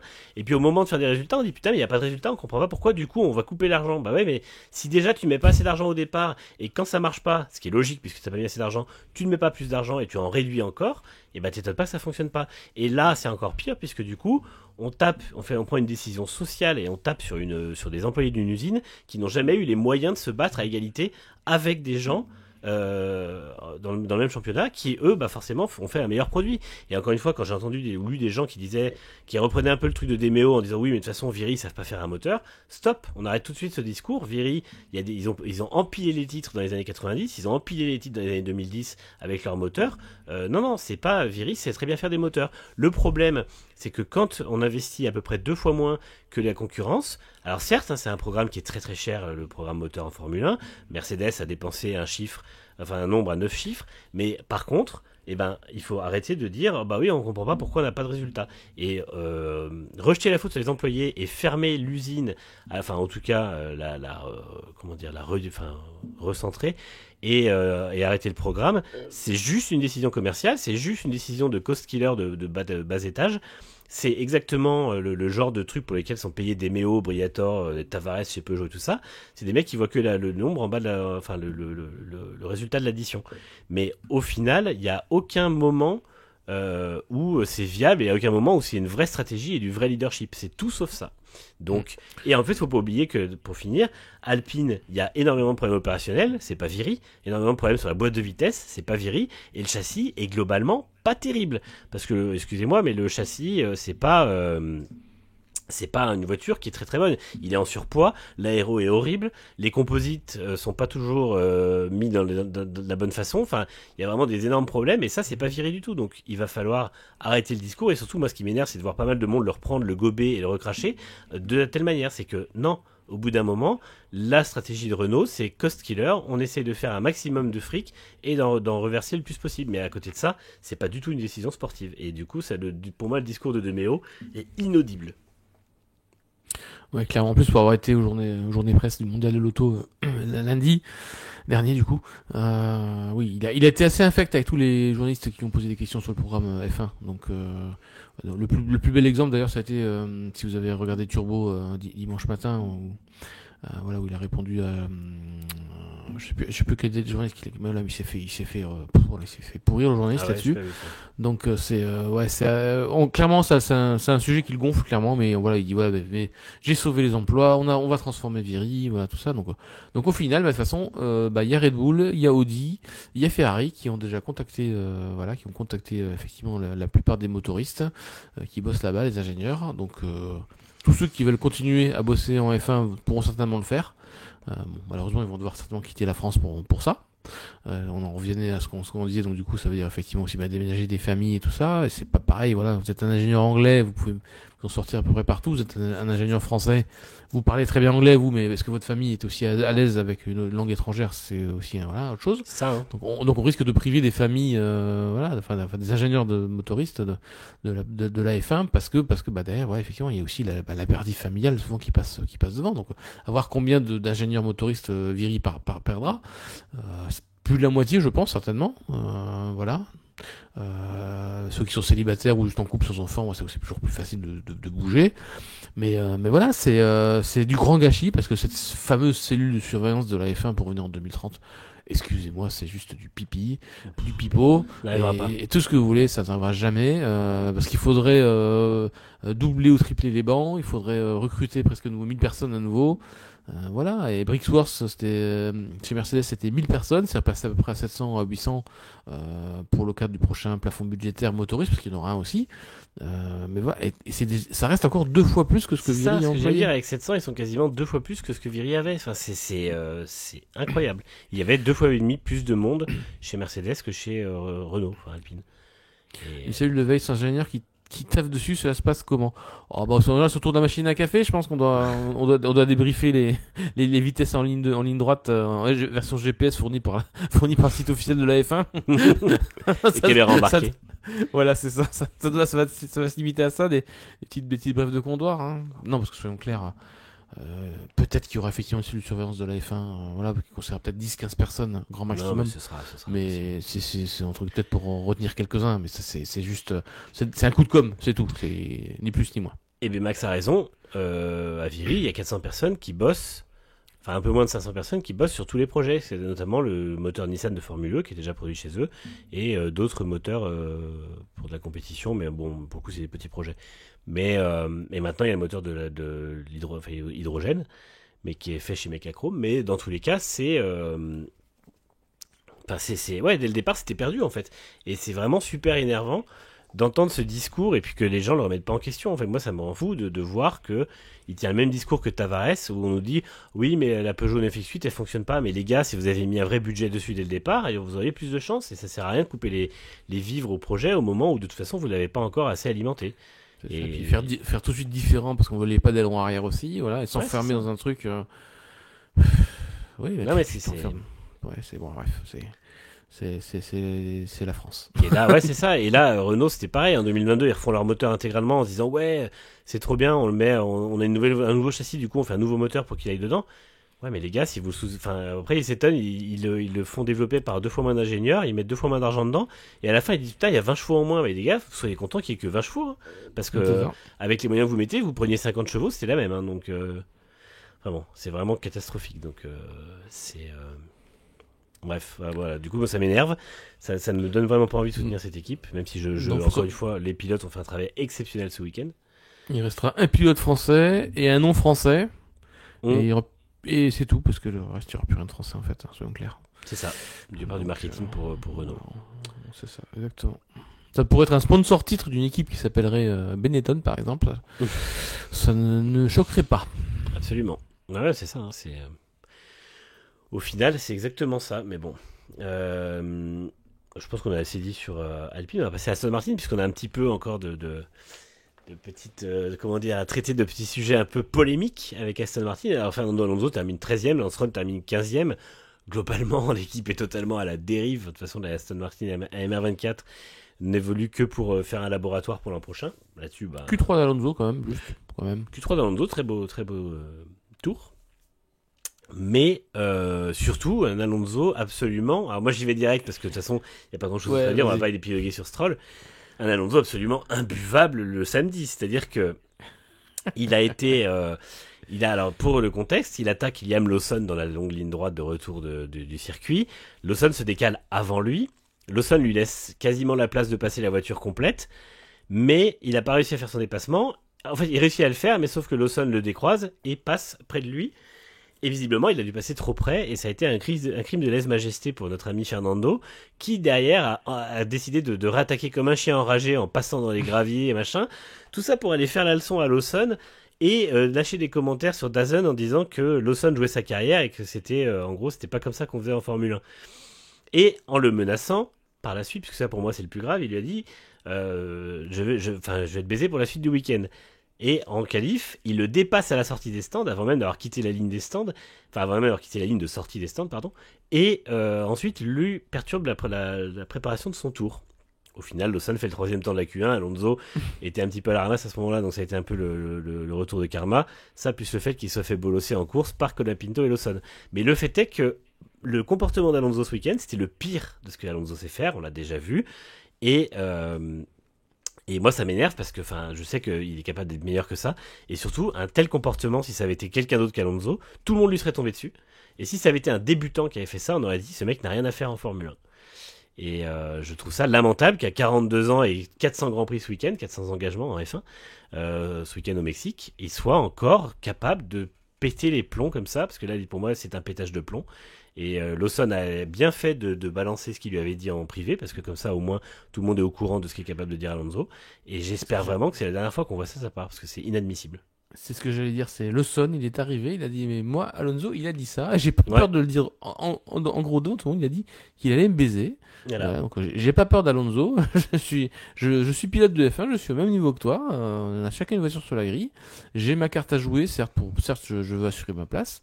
Mais voilà, c'est pas parce que tu es Monsieur Alonso, Seigneur Alonso derrière moi que je dois te laisser la porte ouverte ou tout ça. Je dois me défendre. Effectivement, il l'a fait et derrière, effectivement, Alonso n'a pas à tenir ce genre de propos. Et c'est extrêmement sain qu'un pilote comme Lawson, qui n'a strictement rien à faire du palmarès ou de la grandeur ou quoi que ce soit d'Alonso, aille carrément dire voilà et je pense que ça a dû le calmer aussi Alonso après derrière parce qu'il il a dit ok, donc lui par contre il balance.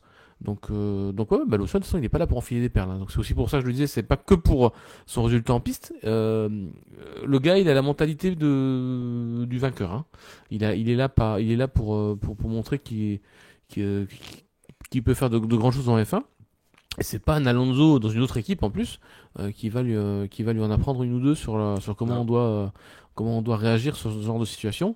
Et écoute, si tu me menaces, moi je mets au jour tes menaces et puis voilà. Et là, je crois effectivement que ça a dû calmer un petit peu. Alonso chier, à mon avis. C'est ça. Et du coup, revanche aussi après le lendemain en course. Et en plus, il a dit après la course, il m'a laissé passer en course. Alors là, je pense que Alonso, ça l'aura bien énervé.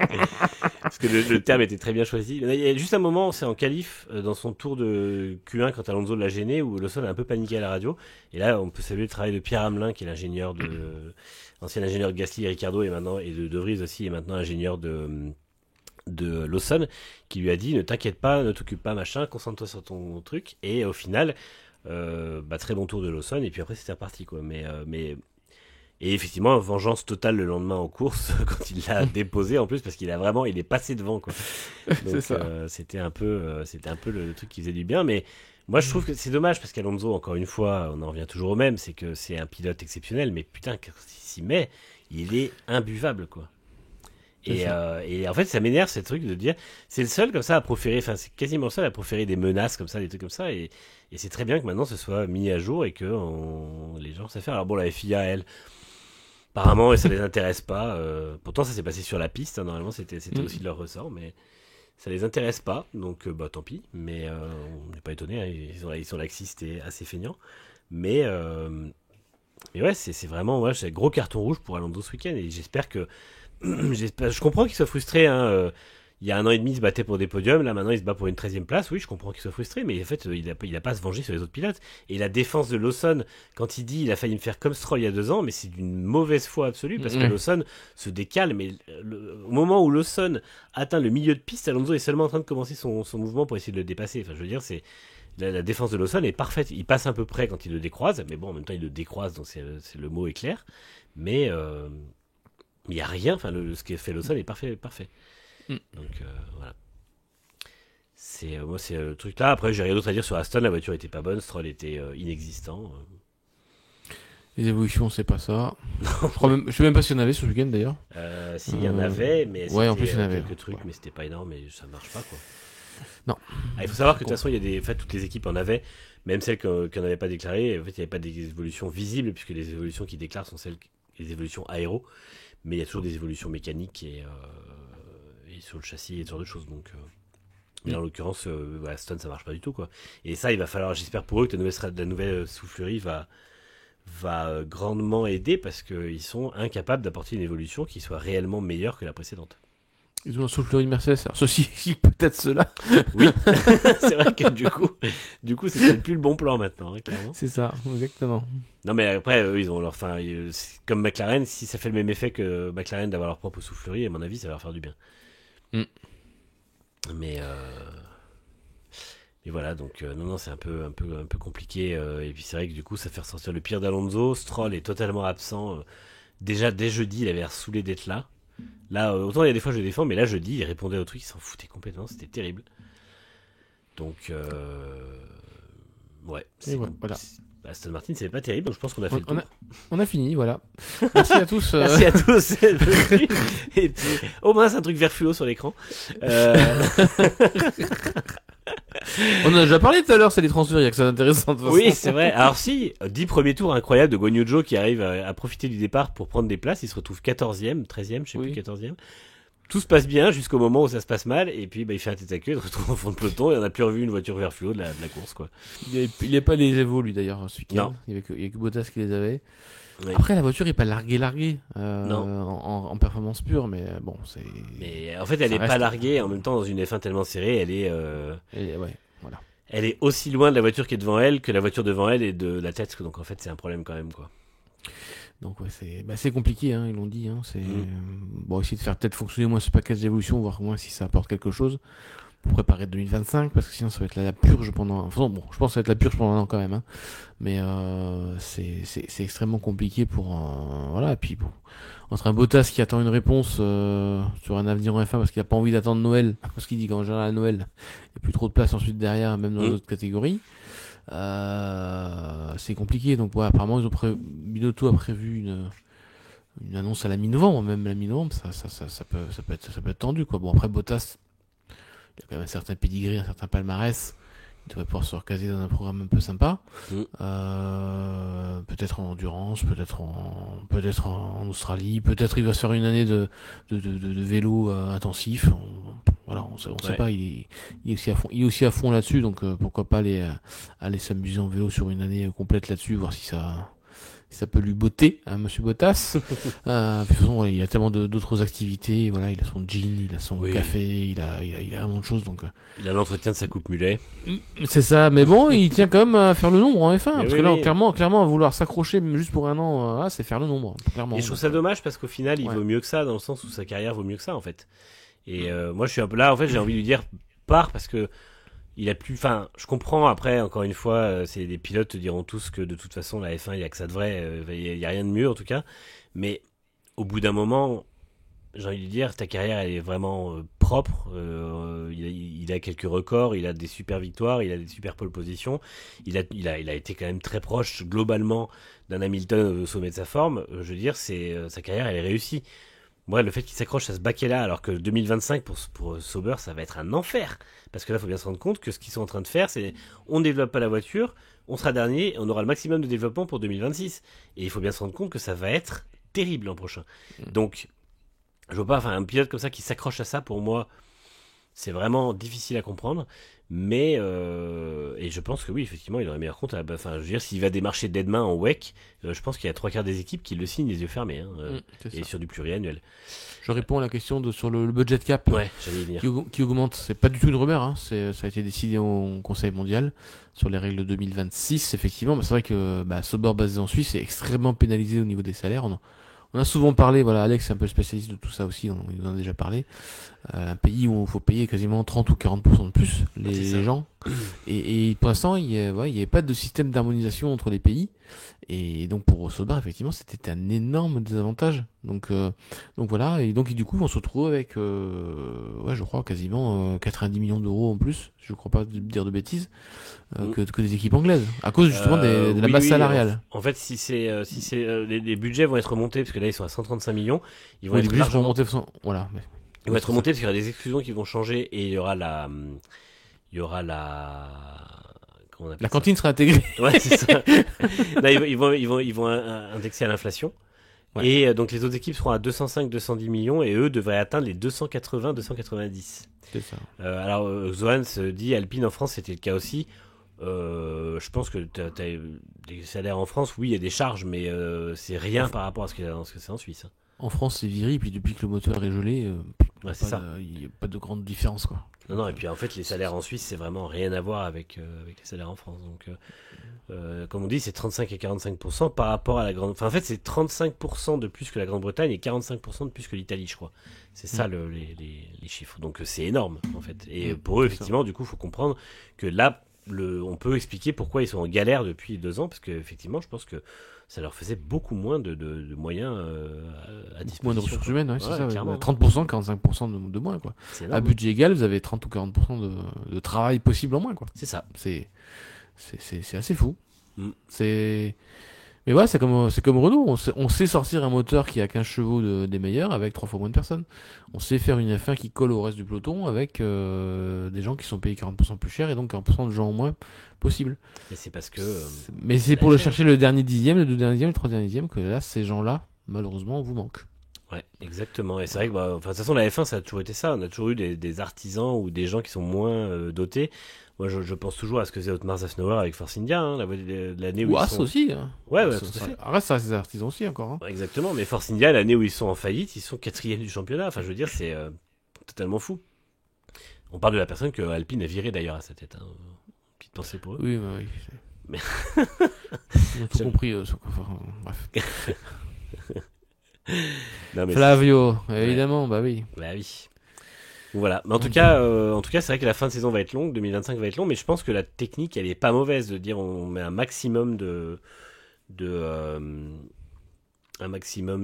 sous, enfin de possibilités de développement plutôt pour 2026. C'est vrai que ils en auront besoin quoi qu'il arrive. Et puis ils ont en fait ils sont tellement en train de faire de modifications à Einwheel que je pense qu'ils ont plutôt envie de travailler dessus quand ce sera un peu plus avancé quoi.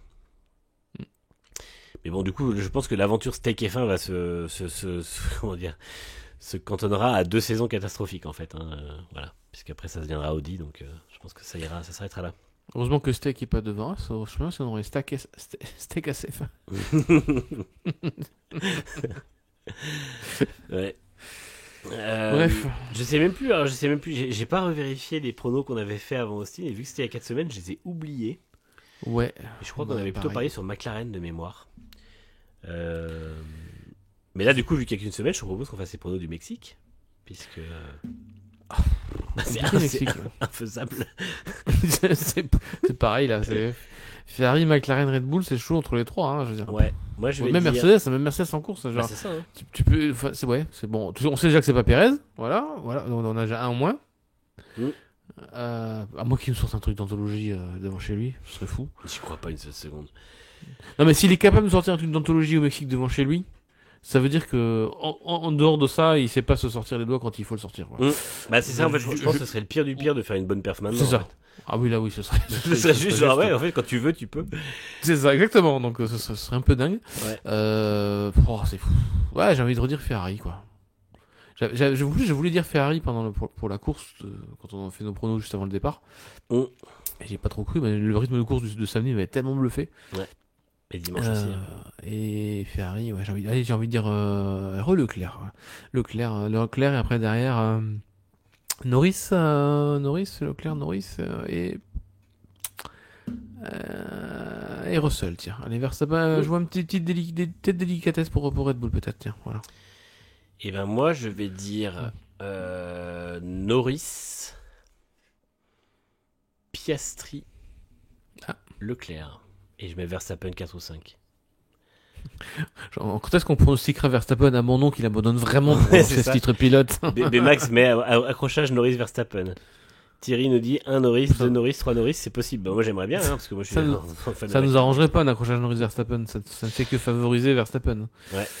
Ah oui, Un Xon. accrochage Verstappen-Piastri par exemple, ou un accrochage Ouais. Verstappen-Perez par exemple, Oh. ça serait très marrant. Alors ça, ce serait Perez qui accroche Ça, ce serait Verstappen au drôle. départ, ce serait assez comique. Effectivement, dur à dire à cause de l'influence de l'altitude, The Leaf, tout à fait. Hein. C'est entre le fait que le Oui. tracé sera très différent et l'altitude qui change tout, à la fois pour les moteurs mais aussi pour l'aéro. Ça va être très compliqué. Zohan a raison, Seul- Leclerc est dans les mêmes conditions que Raikkonen en 2007. Il est encore candidat au titre et il est pour l'instant l'outsider. On verra si à 2 courses de la fin, il est encore dans les mêmes conditions. Ça, c'est un peu plus. Le seul truc qui me gêne un peu Gérald Ferrari, c'est que là, ils ont une très bonne gestion des pneus et c'est un peu moins important au Mexique sur cette piste-là. Donc, moi, je vois bien Leclerc gagner au Brésil, tu vois, par exemple. Parce que, oui, aussi. Ouais, au Brésil, je pense qu'il y a un peu d'altitude, mais il y a surtout beaucoup de gestion de pneus sur une piste qui est vraiment violente et je pense que la Ferrari sera très bien. Mais là, la Ferrari m'a tellement bluffé que en rythme de course, et s'ils arrivent à effectivement trouver le petit plus en qualif, ils pourraient presque nous cannibaliser à la fin de saison, quoi. Ce serait une sacrée surprise là aussi, mais bon, on n'est plus à ça près de toute façon. Oui. Mais ouais, non, le moteur Mercedes ne souffrait pas en altitude. Pas que je m'en rappelle. Plus que ça. Le Honda fonctionnait bien, ça c'est sûr. Mais non, a priori, je vois pas de. Et puis il faut pas oublier qu'on va arriver dans une période de la saison où les casses moteurs peuvent arriver aussi, parce que les moteurs fatiguent un peu quand même. Et surtout au Mexique en plus d'ailleurs. Le manque d'air a fait quelques. D'ailleurs chez Ferrari, il me semble, sur quelques moteurs Ferrari qui étaient passés les années précédentes. Sur les As et les Alpha, c'était un petit carnage, il me semble. Oui. 2022, je crois. Oui. Effectivement, Xoan se dit, si Max part pas premier, ça va être une boucherie, parce qu'il y a de l'herbe. En fait, c'est 800 mètres de piste, avec de l'herbe, des murs, et un gros freinage au bout, avec une chicane que Verstappen n'a déjà pas pris. Donc, effectivement, je pense que ça peut être un départ controversé. Ça le gêne pas l'herbe, parce qu'il a un Honda, donc mode tondeuse, ça peut si jamais il laisse un peu d'herbe, il peut même aider les promoteurs à avoir un circuit plus joli. C'est ça. La tondeuse Honda sera de sortie. Voilà, exactement. Voilà. Bon, bah en tout cas, on va se retrouver mardi prochain pour le même programme, hein, évidemment. On fera le débrief du Grand Prix du Mexique. Merci à toutes et tous de nous avoir suivis. Merci aux personnes qui sont abonnées. Merci aux personnes qui nous suivent. On se retrouve effectivement à 20h30 pile. Déjà mardi, de toute façon, il n'y a pas de souci là-dessus.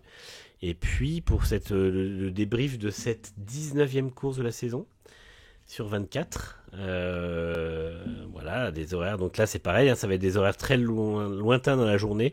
La course est encore à 21h ou 20h, je sais plus. Attendez, je vais vous sortir ça comme ça, je vais pas vous dire de bêtises. Vous aurez un petit programme en avance. De toute façon, après, ce sera disponible sur Next Gen Auto dès demain. Le programme, il sera en page d'accueil. Et en attendant, Mexique, il y a les. Ah, ça évidemment, c'est Track Time. La course est à 21h. Les essais libres sont à 20h30 vendredi et à minuit jusqu'à 1h30, puisqu'il y aura 1h30 d'essais libres. 19h30, 20h pour les essais libres 3. 23h les qualifs samedi. Et la course est à 21h dimanche. Donc voilà, ça va être prévoyez un petit peu de café le soir. Merci à tous et à tous en tout cas. Merci, je vous montre une merci. Xoan se dit Next Gen devrait inviter un écrivain sport auto pour faire plus d'audience plutôt que ce hater de FIA et Max. En parlant d'écrivain, il y a un très beau livre qui sort demain. Je pouvais chercher mon nom et la date de demain. Et vous verrez que c'est des choses très sympas. Je réduis ma pub au minimum. En tout cas, merci à toutes et à tous. Et puis on se retrouve dans une semaine. On se retrouve dans une semaine. Franck, bonne fin de semaine et bon courage. Même si on bossera ensemble. Toi aussi. Ouais, merci. Mais je te dis d'avance parce que ça va être long. Et puis bon week-end de Grand Prix à tous et à très vite. Ciao. Ciao.